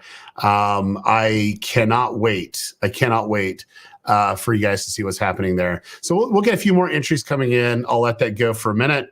But ultimately, VidSummit is, pretty amazing conference. What we try to do is bring people in that really want to give back. they've learned something, they've experienced something, and they want to share that. So you're not like hearing origin stories, stuff like that, but it's like real, real things to help you become better as a content creator, and then treating yourself as a media company, like really understanding the business opportunities. And this year we have super amazing presenters. One I'm really excited about, which is our keynote. Hope Scope is kicking off VidSummit, and I can't wait for you to really learn from her. She's going to talk about, her journey of really trying to understand her viewer and how that's evolved and made her channel go from just a few thousand videos a video to millions. And it's really understanding the viewer. We're just really grateful that she's able to come in for that. So what we're going to do is go ahead and do the drawing tool now. So let's go ahead and do this. And let's go ahead. And the winner for the virtual pass to VidSummit is, here we go, Vlog Epicness. Okay, Vlog Epicness, you actually got a virtual pass to VidSummit. All you need to do is either go to Instagram or X and send me a DM, or tag me in a post, and I'll do that. I can connect with you on that. But if you do that, I will make sure that you get that virtual pass. And the great news is, if you're coming to VidSummit, you can give that pass to somebody else. And we can go from there, which we're really excited about that. So ultimately, the reason why I put on VidSummit every year is because I really love to see people succeed. I love when people see, the click, the moment. Being surrounded by the right people is the biggest thing. And ultimately, I love it. So we'll be giving away a lot more tickets. But the reason why you're jumping on here right now is basically for that, your questions to be answered. Okay, so let's go ahead and get back to those questions, and we'll give away another ticket here in a minute or two. So let's see here.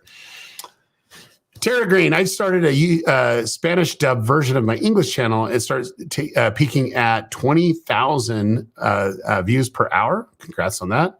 RPM is lowered 10x lower than English at 5 cents. Is this to be expected, or something I can do? Okay.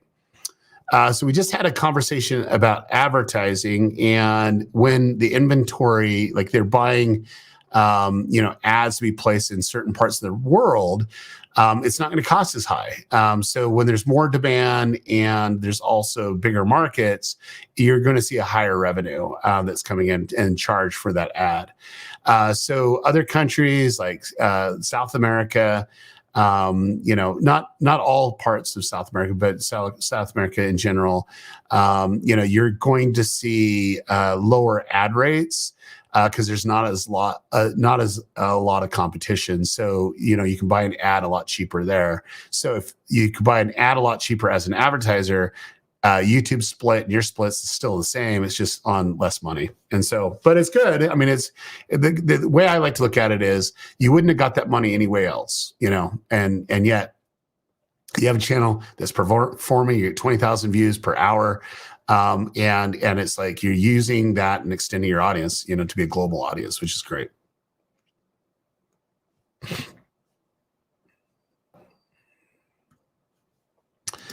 All righty.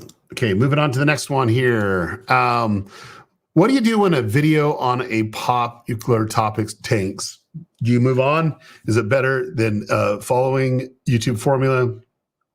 How to iterate? How do you let's see? How to iterate when you make more videos on weekly basis? Okay, so. What do you do when a video popular? Okay, so I think it's popular topic tanks. There we go. I guess there's a space between some words, and I thought it was just like your English wasn't good. So what do you do when on a video on a popular video topic tanks? Okay, how do you move on? Okay, did it tank? Why did it tank? And so on. So popular video ideas is fine, and it's about visibility. It's about people to click. It's about people wanting that value prop. And I can say that when I look at it, did it really tank for the reason why you see? Maybe I would kind of do it a couple times. When I create an experimental bucket, that's when I call it in my book. I like to see an idea around a style of video content, and it could be around a specific type of topic in that, which was a popular topic, right? And I like to do it at least 2 or 3 times, usually 3, so I have enough data to see if it works. A lot of people think, oh, it didn't work or it didn't resonate. What I need to do is to understand. But if you're getting a lot of views, and let's just say, and I don't know how many views you're getting, but if it tanks where it's only getting a few hundred when you're getting thousands, or if it's getting a few thousands when you're getting tens of thousands, or if you're going to get tens of thousands when you get hundreds of thousands, I'd need a little bit more data to see what to do. But generally, if I really believe in the idea and I really believe on the bucket and the content strategy, I will do it 3 times to validate it. But I'm going to learn from that. I'm going to try to understand why it didn't work and so on. So.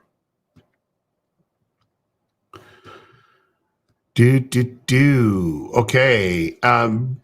Next one's next. Okay. Question. Is YouTube channel name a huge deal? I originally started as my hockey channel, the Beer League Hockey Guy. There we go. Reviewing hockey stuff. I pivot to NHL content. No, I don't think the channel name means much. But if you're like the Beer League Hockey Guy, and I know you're talking about, adult hockey rec, whatever. But now you're NHL. It's just more when they see your content in a video.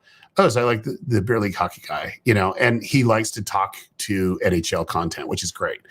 So I don't think it makes that big of a difference. But you can always send a survey out to your audience, the people watching your videos right now. And see what they think. If they think, oh no, I love it. I love that. I love that tie. You can go from there. But realistically, it's a personal preference. I've seen the worst channel names and they still make amazing content and people know what it is because YouTube, uses videos to attract viewers. And so if the videos have a certain theme, they know what your theme of your channel is for sure. Okay, Jerry's asking, are there any changes to box lunches at VidSummit this year? Yes, we're not doing box lunches, and our big thing would be we're learning a lot, at VidSummit. There's so many different places to eat really close. I think there's we counted 21 different places to eat, but there'll be options for lunch and stuff like that, for you as well. But yeah, really excited about that. But yeah, there is no boxed lunch that I'm aware of. So, all right. Here we go. All right, Everyday Joe. Hey, Daryl, I have a cooking and review channel for home products, trying to distinguish whether the views are triggered by the thumbnail or the title. Can you explain on simple terms? Okay, this is a great thing. I would say the bulk of the clicks will come through the thumbnail. Okay. Because what happens is people are not reading titles until they see the thumbnail. So the thumbnail pulls them in, and then the title will, if it's reinforcing the thumbnail, will get them to click, and curiosity will lean into the click. Okay. Now that being said, there are certain title structures that you need to do it. We got to go through those title structures. You got to have that title that will pull a viewer in. That's not a statement, but it leads into a curiosity statement. The 5 best, products in the cooking, kitchen today in 2024. Okay, great. What are the 5 best products, right? So you need to look at it that way. But generally, I'm good enough with titles that I just know it's the thumbnail, and it's generally the thumbnail. And if it's not, if you think, oh no, the thumbnail's popping, it's great.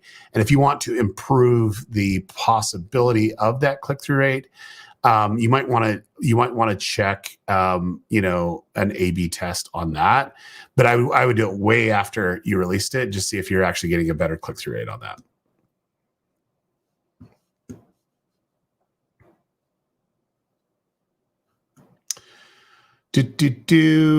Okay, next. I'm 16, just started my gaming channel. I'd love to come to VidSummit. My parents are going and will be in Dallas, but I don't have a ticket. How can I get one? So the question is, is your parents coming? Okay, is your parents coming to VidSummit? So put that in the thing. Let me just see if they're coming. If they are, I might have something for you. If they're not, then you can buy your own ticket. So, like, am I mean? No, it's just, it is. Like, I've had 16-year-olds that bought tickets, and it's transformed their life, where they came, they learned, they built, and they've grown. And those 16-year-olds, end up on stage the next year. But it's great. Like, I've had one guy that was 16 that went, and I did a consult with him as well, that was making more money than his parents did in a year. He was making more money in a month. And his parents were super supportive once they found that out, and go from there. So let's see here. Let's see if I can find, if we can find out if he is, let's see. Oh man, I'm way behind where I'm pulling my questions are way behind that whole combo. Go to the newest comments here. Okay. So if your mom and dad are actually going to VidSummit and they have purchased their tickets, okay, they've purchased tickets, go ahead and just connect with me on IG. So IG, just do that, just in the comments, not the comments, but in the DMs or X. You can do that, and then I'll make sure that you can go with your mom and dad. So, but if they have tickets, it's great. Here we go. We got Renee Ritchie on the chat. Can't wait to see everyone getting, and we're getting Todd back. Now, I am really excited for Renee and Todd's conversation. If you're not familiar, this is Creator Liaison. He helps us understand YouTube, of how YouTube works, so that we're actually making better content. And really excited for Todd. Todd leads the team of the discovery team at YouTube, and he's the one that really helps us understand and discover what the algorithm does so that we can make better content. But Renee, I actually quoted you in this live stream because I saw a tweet that you did, and I really liked it. It was really cool because it was very concise of what YouTube is. And you said that YouTube doesn't promote videos for creators. It pulls videos to viewers. And I love that because, I've been explaining that for years now, but the way that you said that, it was really, really powerful. So yeah, I've been loving that quote forever. Ever since I saw it. So I've been using it quite a bit because it's an easy, simple way to help people realize it's all about the viewer, and going from there. So, okay, moving on next. Okay, so our loss, man, I could really need this virtual pass, and I am broke right now. Okay, you get a virtual pass. Just DM me on Twitter. We'll take care of that for you, brother. So I need you to go to VidSummit one day, man. Come on, we got to make the money. Get over here. Come to VidSummit. We want to see you in person. So, okay, we are. Let me do one quick thing. I'm going to kind of explain why I'm on. I'm on because I love YouTube. YouTube's changed my life. YouTube has made not one business, but multiple businesses that I own. And I love the opportunity. I love seeing people that get it, that they can create content that impacts people, and that content, and once they impact people, that they can actually make a business out of it. And I love it. And that's why I started VidSummit 11 years ago. 11 years ago. And I saw this creator economy. I knew it was going to be big. And so I'm like, hey, there's not really an event out there that's just helping creators expand, and they're not giving a platform for creators to go and teach and help other creators. So this is a creator helping creator in the creator economy conference. Say that twice. And I love it. And it's just like, I love seeing people come and seeing them grow and seeing them really have an amazing experience. And one thing that we're going to feature this year at VidSummit is the evolution of the creator economy. Okay, it is evolving, and I'm really excited about it. And I can't wait for you to see the evolution of where things are going. And there's some serious money being made by creators that treat this as a business. So we're going to play this video about VidSummit and jump on. We're going to give away a couple tickets. These will be real in-person tickets. And all you need to do is type in hashtag VidSummit, and after that, we'll keep on answering your questions.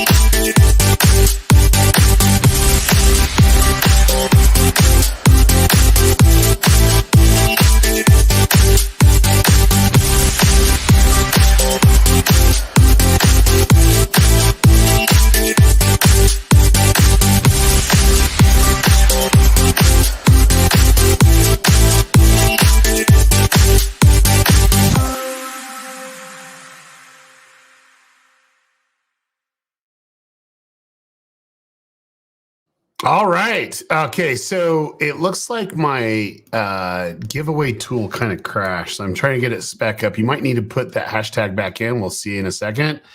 And we will give away a couple tickets to VidSummit. This is in person. Yep, it crashed. So you're going to have to do apologize, but you're going to need to put your hashtag back in. So if you did it, you got to do it again. Do apologize for that. But hey, there we go. This is what happens when you go live. You know, you just get to experience the funness of going live. So let me go ahead and put this back up for everyone. You know, and this right here is worth a couple $1,000. So like we're actually doing the ticket in person. You can win. You can come. The only disclaimer would be is if you already have a ticket, I'm not reimbursing you. You can give this ticket to somebody else, or you can sell it, whatever. But outside of that, you know, we're going to give you a couple tickets to come to VidSummit. Really, really excited about this. So go ahead and put the thing. We'll do it when it hits 100 because we had over 100 last time when it crashed. I don't know what happened on that. So, okay, very, very good. So we'll give it a few more minutes on it. Now, let me tell you. There's just a story that why I did VidSummit, why I started VidSummit. So every time I do a case study, I like to share it. I like to help people. I have since the beginning. And so early on in my career, people were asking me to come speak at conferences, and I'd give these amazing presentations and case studies about why YouTube's relevant, and then the strategies too. And anyway, I noticed that there was no conference really for me. And I mean that truly, because when I would go to VidCon, I love VidCon. I love VidCon, what it is. And it's a creators meeting fans, and then creators like networking and meeting with brands. But there's a lot going on, and I like the education side. And the education side, there's different distractions. It's just, they do have an education element there at VidCon. It's really amazing. I've presented there several years, and it's really amazing. But everything's all spread out, and there's no constant theme. And then two, it's kind of awkward for creators that want to go learn, and then running into fans, and they have this really awkward moment. And so I'm like, there's not a place for that. And then two, no one's really talking about the creator economy. And they weren't at the time, 11 years ago. And so I decided, you know what, I want to learn from people. And I basically rented out a hotel space and invited the people I wanted to learn from to go on stage. I presented it on stage. We all learned together. I think there's like 76 people there, the first VidSummit 1. But it was really cool because we just all learned so much, and we were just willing to share. And it was like helping each other out. And it was the conversations before or after in the hall. I'll never forget, we had these YouTubers come, and I was friends with them, and we've done some stuff, and and it was a family, and it was a cute girl's hairstyle. We had Sean McKnight come, and then his twins just started a YouTube channel called Brooklyn and Bailey. And it was so awesome having him there. And we had Chad Wild Clay there. There's a lot of great up and comers that were coming onto the scene. And it was really awesome to see them share and expand. And that VidSummit grew. It grew so beautifully, where creators come in and are willing to help other creators. And so I love it. It's not a fan creator experience. It should never be that. What it is we're just learning from each other. You never know what you can learn from someone else until you're there. And some of the most valuable relationships that I have in business is around VidSummit. Like I get to see people that I connect with online in person, and then we have conversations that you normally don't. And so really, really excited about that. So let's go ahead and do this giveaway. This is for a real pass, in-person pass. You have to take care of your flight. You have to take care of your hotel, but you will get a ticket to come to VidSummit. And the winner is the free freestyler. You get that ticket. Congratulations on that. Man, wow. That's awesome. You're able to come to VidSummit. That's happened in 1 month. 1 month. Okay, but you're going to get that ticket. All you need to do is DM me on Twitter or Instagram, that's the best way, or tag me in a post, and I'll get that. But let me make sure I do a screen capture there so my team knows that you are coming to VidSummit, which is awesome. So this is great. Now we're going to do another one. And this, like, you don't have to put VidSummit in again. We're going to just do another random drawing here. So let me go ahead and put that down and draw again. And this is going for another ticket to VidSummit in person. You have to take care of your flight and the hotel, but you get to come. Hey, Lynn, you are coming to VidSummit, man. Winner, chicken dinner. Like that is amazing. You're coming to VidSummit. Can't wait to meet you in person. All you need to do is DM me on Instagram and say you won. I have it here. My team has it here. We'll get you at VidSummit. And you can do it either on Twitter or Instagram. We'll make sure that you get your pass. So look what comes on. You ask questions. You're coming on here and you're able to do it. Well, should we do one more? Like, I'm feeling a little generous right now. Like, if we should do one more, put it in the comments. I want to see what we should do here. Let's see here. No, let's see. Oh, free freestyler. Look, he won. Should we do another one? If we say we do another one, and then I'll do another one. We might as well. We might as well give one more, right? Now, we do have people on LinkedIn. I think this is like my second time or third time, doing on LinkedIn and also X. So we have a really nice audience over there, which is great. But let's do this. All right. So if we're going to do this one more, if you haven't done it, put the hashtag in VidSummit. We'll make this happen. So here we go. All right, the next full pass is coming out to in-person pass is coming out to, look at Esteban. There you go, dude. Look at that, man. Look at you. That is awesome, man. Like, you get to come to VidSummit. So you are coming to VidSummit. You're going to have that ticket September 3rd through the 5th. If you can't make it, that can convert into a virtual pass. All you need to do is contact me on X. I forgot to take a screenshot for my team so that they know it's coming. Congratulations on that, man. That is super exciting. I'm grateful that you're able to come on that. So VidSummit is 3rd through the 5th. In Dallas, Texas. Really excited about that. One big thing that we're doing this year, and I want to do a huge shout out. And this is a huge shout out. When I envisioned VidSummit, I envisioned that creators would get it and they'd want to be here, and they would come and learn. And when they would come and learn, they would just like talk about it, and they would bring others with them. And we've naturally grown the conference year over year. And the biggest nervousness I've ever had with VidSummit was leaving the comforts of what we've done for 9 years and move to a different state, different venue. And last year, on our 10th year, was the first time we were out of state. And it was just a bigger location. And I was nervous because there's like more complexity than we've ever done before. But last year was amazing.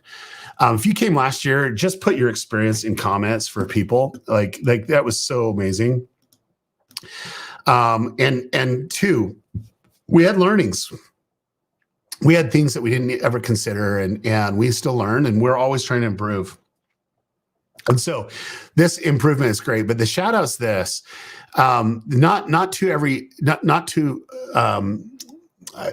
very often a brand gets what you're doing, and a brand's willing to invest in it. And I can tell you this year, we've had sponsors over the years, and we've had title sponsors over the years, but we've had a sponsor come in this year that is going to literally make VidSummit better.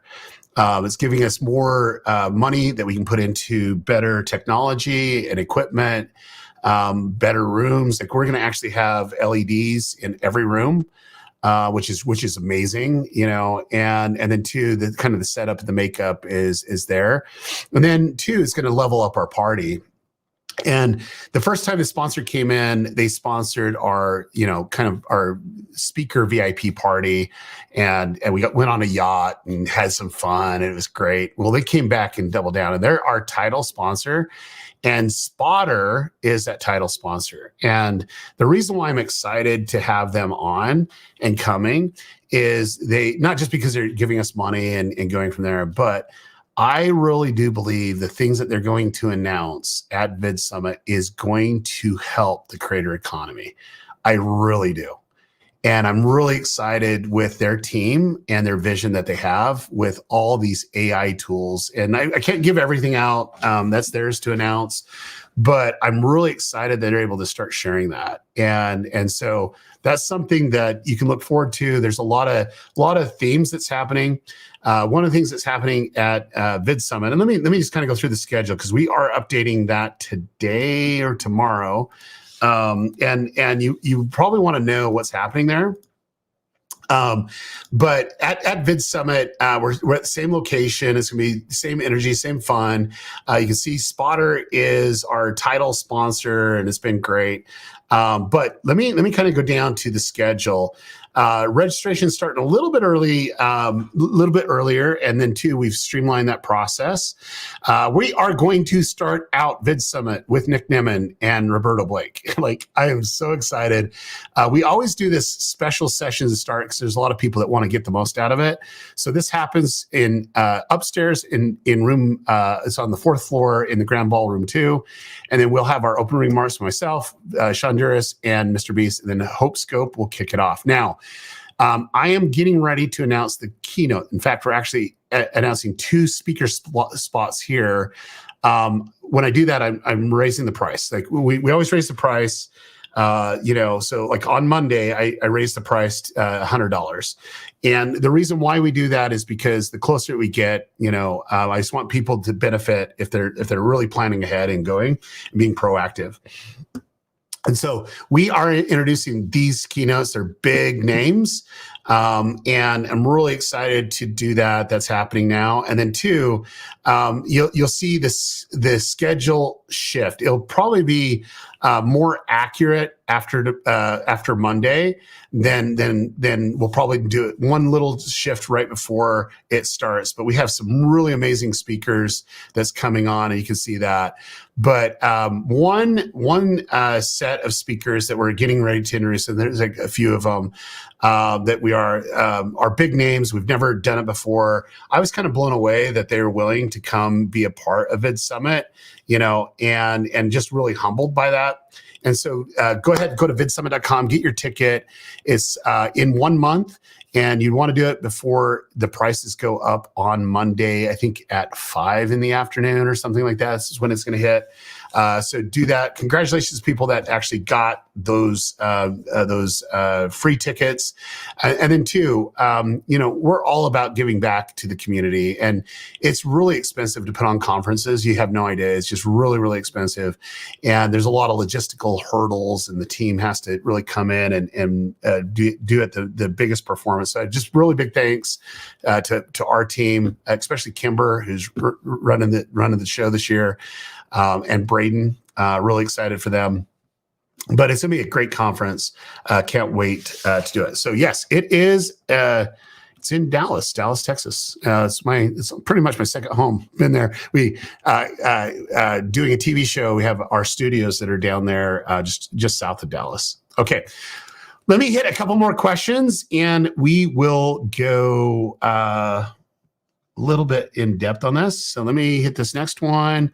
Roxanne, hey Daryl, my channel is in the luxury real estate and travel niche. Where can I give property tours and showcase luxury hotels? How can I further develop the story arc to increase the retention with the tour?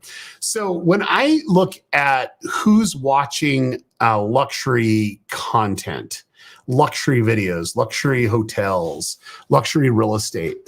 There's a certain type of person. And there was a show, Lifestyles of the Rich and Famous. And then also on MTV, there's another show called Cribs. And there's a value of the ridiculousness of the luxury side of it, right? And so telling the story is more setting up and staging it, where it's about the ridiculousness of the amenities and the luxury and what you can get out of it. And generally that is the story arc. That is what people are interested in. They want to see how ridiculous it is. And in fact, there's channels now showing really luxury type of things where they start small and they kind of work their way up to the most ridiculous. That's been on YouTube for a while now, and it's kind of this story arc of like, oh my gosh, it can't get much more crazier than that, but it does, and it's really showcasing that. So, Roxanne, that's what I would do if it was me, is just really look at that. Believe it or not, that type of content works really well. In a form of really giving them, it's like treated almost like an unboxing, where you're showing them just all the cool things that are there. There's great channels that do this right now in real estate, but if you're doing it more as hotels, you got to pick a lane, because real estate and hotels are two separate lanes. You might think that it is, but when I want to see an estate and that's what I want to dream about, and the thought process that's one thing versus a hotel. But you'd have to validate that through your data, and you'd have to take a look at the other content to see if they're performing similar audience from there. Next, Gabe, stoked for VidSummit this year. When will the full schedule and itinerary be announced? That will be on Monday, and that's when we're raising prices. But I'm telling you, this is going to be super amazing. One of the things that we're doing this year that is not on the schedule, okay, is workshops. We did a test last year of doing some workshops, and we are doing workshops that are more hands-on. And it's smaller rooms, but with bigger creators is great. And we're going to be doing workshops. We're announcing quite a few, and you're going to see the itinerary kind of bloom up. But these workshops are super powerful because you can ask a lot of questions. We're talking about generative AI. We got thumbnails. We have four thumbnail workshops where you can go on and they roast your thumbnails and they really go through that process. It's just going to be amazing. We have workshops on expanding your audience. Going into other countries, what that actually takes from doing professional dubbing, or do you do AI dubbing? We kind of lock into that. There's a lot of great workshops that you can do from there. So love it. Okay, why don't we take two more questions? So if you have a question that hasn't been answered, put it back in there so I can see it. So it's at the top. We'll kind of dive in that, and I'm telling you, if we actually do some good questions, I might give away another pass, another ticket. So if your question is I might do that. I just might. So if you put a question in, and if you use the word Q on it, like what Chantel's telling you to do, that helps me understand there's a question. If you do that, you might just get a in-person ticket to VidSummit. So let's do that. So I'll give you a minute. I know this is going to take a second for you to, there might be just a little bit of delay, but if you can do this, man, that if you want that ticket, just get a really good question here.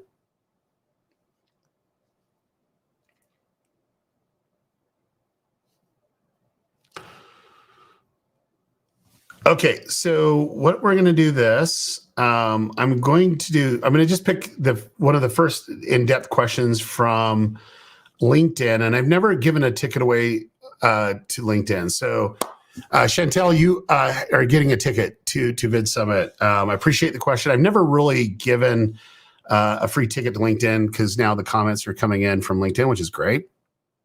And so it says, we focus primarily on family-friendly travel, but on Friday nights, we go live at home doing things like cooking and playing games as a family. Is that too broad?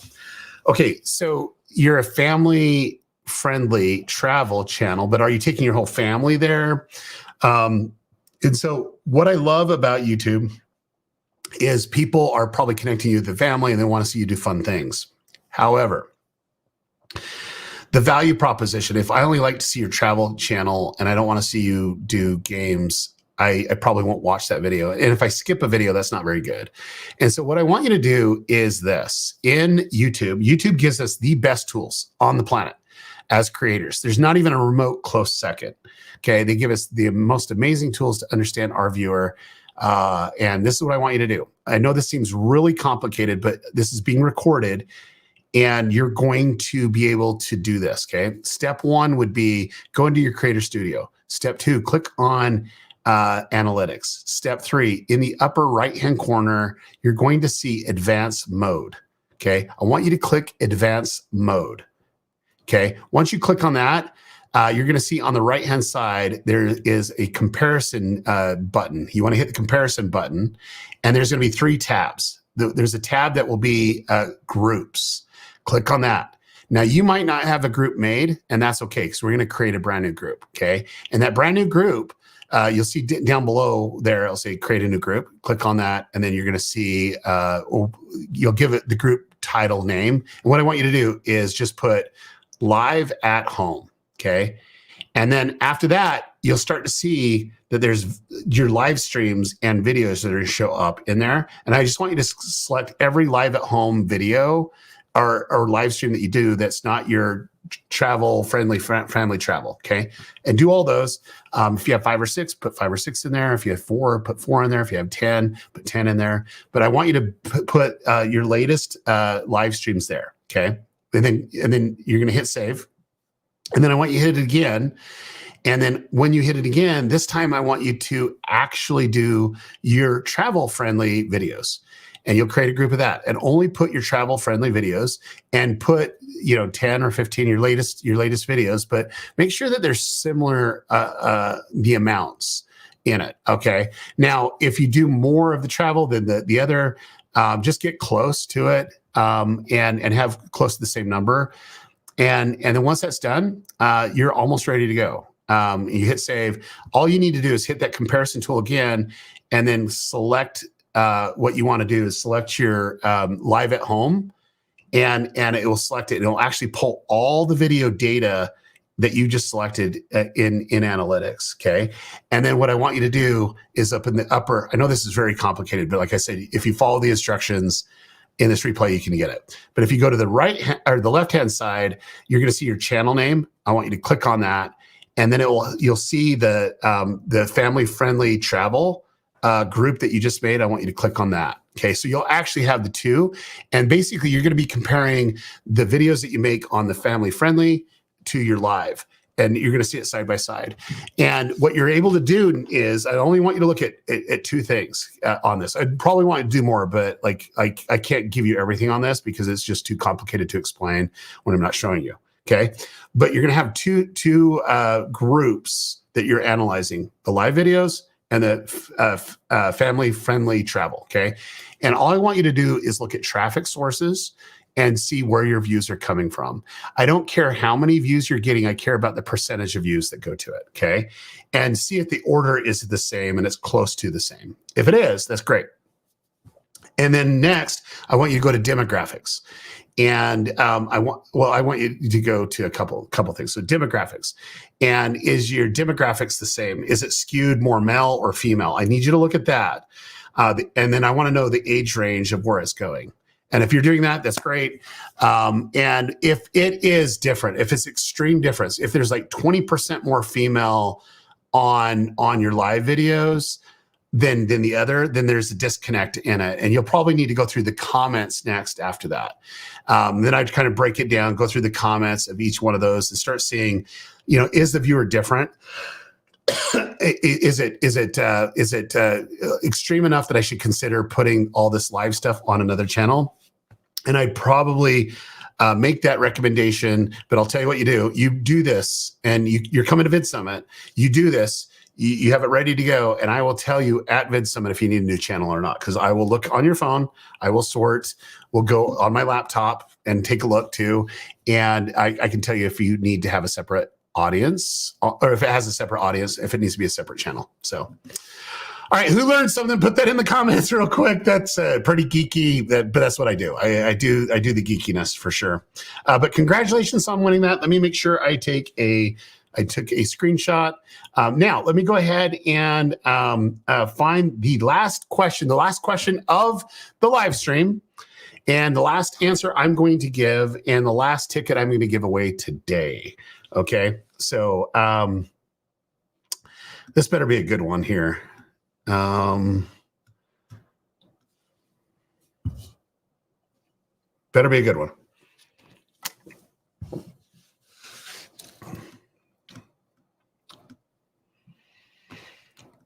Man, one that we haven't done. All right. You are coming to VidSummit. Congratulations. Let me make a copy of this. Question: what are the best methods to identify and understanding viewers' preferences and expectations in order to tailor my content strategy more effectively?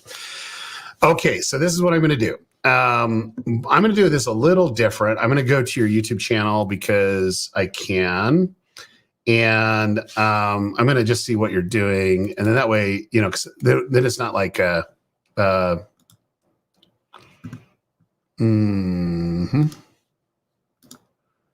make sure I see your, there it is. There it is.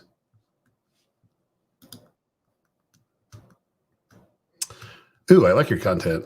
That's great. Okay. So you're coming, man. Really excited. And so, love what you're doing. Love what you're doing. Okay. Branding's good too, by the way. I love the purple. It just pops, which is great. Great. Okay. This is what I would do. And I need you to kind of do a reset. Okay. Because your content viewer is probably the easiest to understand than any other group, because there's a lot of people trying to go after that. But it looks to me that you're trying to trend jack and social jack, getting views. So you had one where your 100 Shreks, and you're surprising, someone famous with 100 Shreks. So I get that, you know what I'm saying? And I understand that, there's other videos that work and others that don't. And what you're trying to do is get the visibility on it. Now, there's good news on, social jacking or trend jacking, and like, hey, you can do that. But what you want to do is like make a name for yourself and have people go, man, that's an amazing video. I just love that video. I just want more of it. And so your number one video has 49,000 views. It was done 11 months ago, and it was surprising someone with 100 Shreks, right? Outside of that, you're thousands of views on all the other stuff, or hundreds of views on it, right? Now, your idea on this has always been around, how do I get more views on it? Now, I want you to look at it from the viewer's perspective. What does the viewers really care about? And you might think of these spectacle videos, or videos like Eric, or videos like Mr. Beast, or whatever, but it's more about how you're going to approach it and who you are as a person and what you're really passionate about. And so here's the cool thing is, I think you're putting yourself out there and making videos. Are you learning from those videos? Like, what thumbnails are good? What thumbnails are bad? Are you surrounding yourself by like-minded creators that are wanting to help you, give you feedback on this? But the best method to identify is reading the comments in videos of similar type of videos. Like, you might not have all the views that you need or the comments that you need, but you might say, oh, my viewer would watch these other 2 channels or 3 channels. It'll be kind of in their viewing history. And so let's kind of understand who they are and then what I can do to make value. Now, one of the big mistakes would be, oh, all I got to do is collab with Mr. Beast, or I have to collab with Eric, or I need to do this, or I need to do a social jacking experiment. And I'm saying, no, you just need an idea that's a really good video, right? And that's clickable, that has a great title, great thumbnail, and it really sets the stage up. And your potential audience and your current audience will define what that is. And this is what I love about YouTube. This is why why I prefer YouTube over any other platform. Number one is because they actually share revenue with us in a great way, right? But two, if it's a good video, it will find its audience. It will. It will. I've seen it every single time. I've seen videos pop off a year after the fact, and it just out of nowhere, it just pops off, and they're like, "What? Can't no rhyme or reason?" Well, YouTube found the audience for it, and then it's just more. Did you do a good enough content strategy around that audience of that video that they'd watch your other videos? And I can't tell you how many times I've seen people come in and one video takes off and it elevates 10, 12 different videos, and they have all these new active viewers. And that's what you need to keep in consideration of the active viewership, right? And then converting that active viewers into loyal viewers, right? And that's by continually hitting that value prop. So what I want you to do is, if you don't have my book, I'll get you my book, but there's a section in the book that really comes down to the viewer avatar and understanding. But you have to understand, okay, what's a middle schooler to someone going to college? What are they interested in? What are they talking about? What gets them excited? I think that Shrek video gets them excited. It's like 100 Shreks. Okay, it was kind of a trend that was going on too. So it was trend jacking and social jacking. But it's like, okay, they like Shrek. Shrek has some of the best memes in the world. People like Shrek a lot. And so that you're kind of speaking into that audience really deep. But I just kind of really start honing who they are, what they like, what their interests are. But then I want you to go this, and this is your assignment before you come to VidSummit. Before you come to VidSummit to talk to me, I want you to go watch at least 15 Ryan Trahan videos. Okay, I love Ryan. Ryan is one of the most amazing people on the planet. I love his content. I think he's probably one of the best storytellers on YouTube. And he's not doing the spectacle. He's just a really good storyteller. And I want you to do this with those 15 videos. I want you just to analyze what are the patterns of his storytelling. How does he hook you in? How does he set up the story? How does he keep on telling the story? How does he re-engage you? How does he bring in his personality to connect with you? And I want you to analyze that. And then I want you to start approaching, because like realistically, you can see it in the comments of what people are saying. And then I'm a big fan of what he's doing. And then ultimately, when you get your ticket, I'll make sure you have access, because he actually was a keynote at VidSummit that he talked about his process too. So I think if you have that, you're ready to go, because ultimately what you need to understand is viewers are wanting to share if it hits to them. So if it hits to them, it makes that laugh. And what Ryan does is he has memeable moments where people like pull it out and they clip it out and they share it, or it's that one facial expression that they share. Like you'll see a lot of minute marker call outs. It was really funny when he did this or whatever. Okay, it's speaking to them where they're sharing. They have to share. And so if that's happening naturally where they're really engaging with it, it's not that YouTube saying, oh, this is a highly engaged thing. No, they're naturally finding value at it as a human and sharing it with another human. like that's what's going on. And ultimately they're going to look for patterns of what they like. And they're going to see they binge watch all these videos. They watch this video and then they binge watch these videos. Okay, there's a pattern of relationship between this content. So that's what I want you to do. And then we'll have a conversation at VidSummit. Does that sound good? Because you are coming to VidSummit. You actually have that free pass to come. And honestly, this is great. So guys, before we go, I just want to thank you all from jumping on for this 2-hour live stream. It's been fun. I'm going to do more of these coming up. Might do a couple, before VidSummit, give away a few more tickets. But I do want to tell you this. There's no better time to do YouTube than now. Like, it has matured as a platform. There's more tools to help us be better creators. There's more brands that are actually getting it. And then two, more of you are seeing this as a true opportunity, that you are a media company. You're a media business. And you actually can do a lot more than just put out videos. And this year at VidSummit, we're doing something we've never done before. which is workshops. These workshops are going to be more hands-on, and you can ask questions deeper than you can just in bigger halls and stuff like that. And so really excited for that. So you'll see all these workshops starting to pop up on Monday. So you want to get your ticket now, because come Monday, that's when the prices go up when I put the final schedule on. So just let you know on that. And then two, at VidSummit, we're doing something we've never done before, which is really celebrating the creator economy in a way that we know how.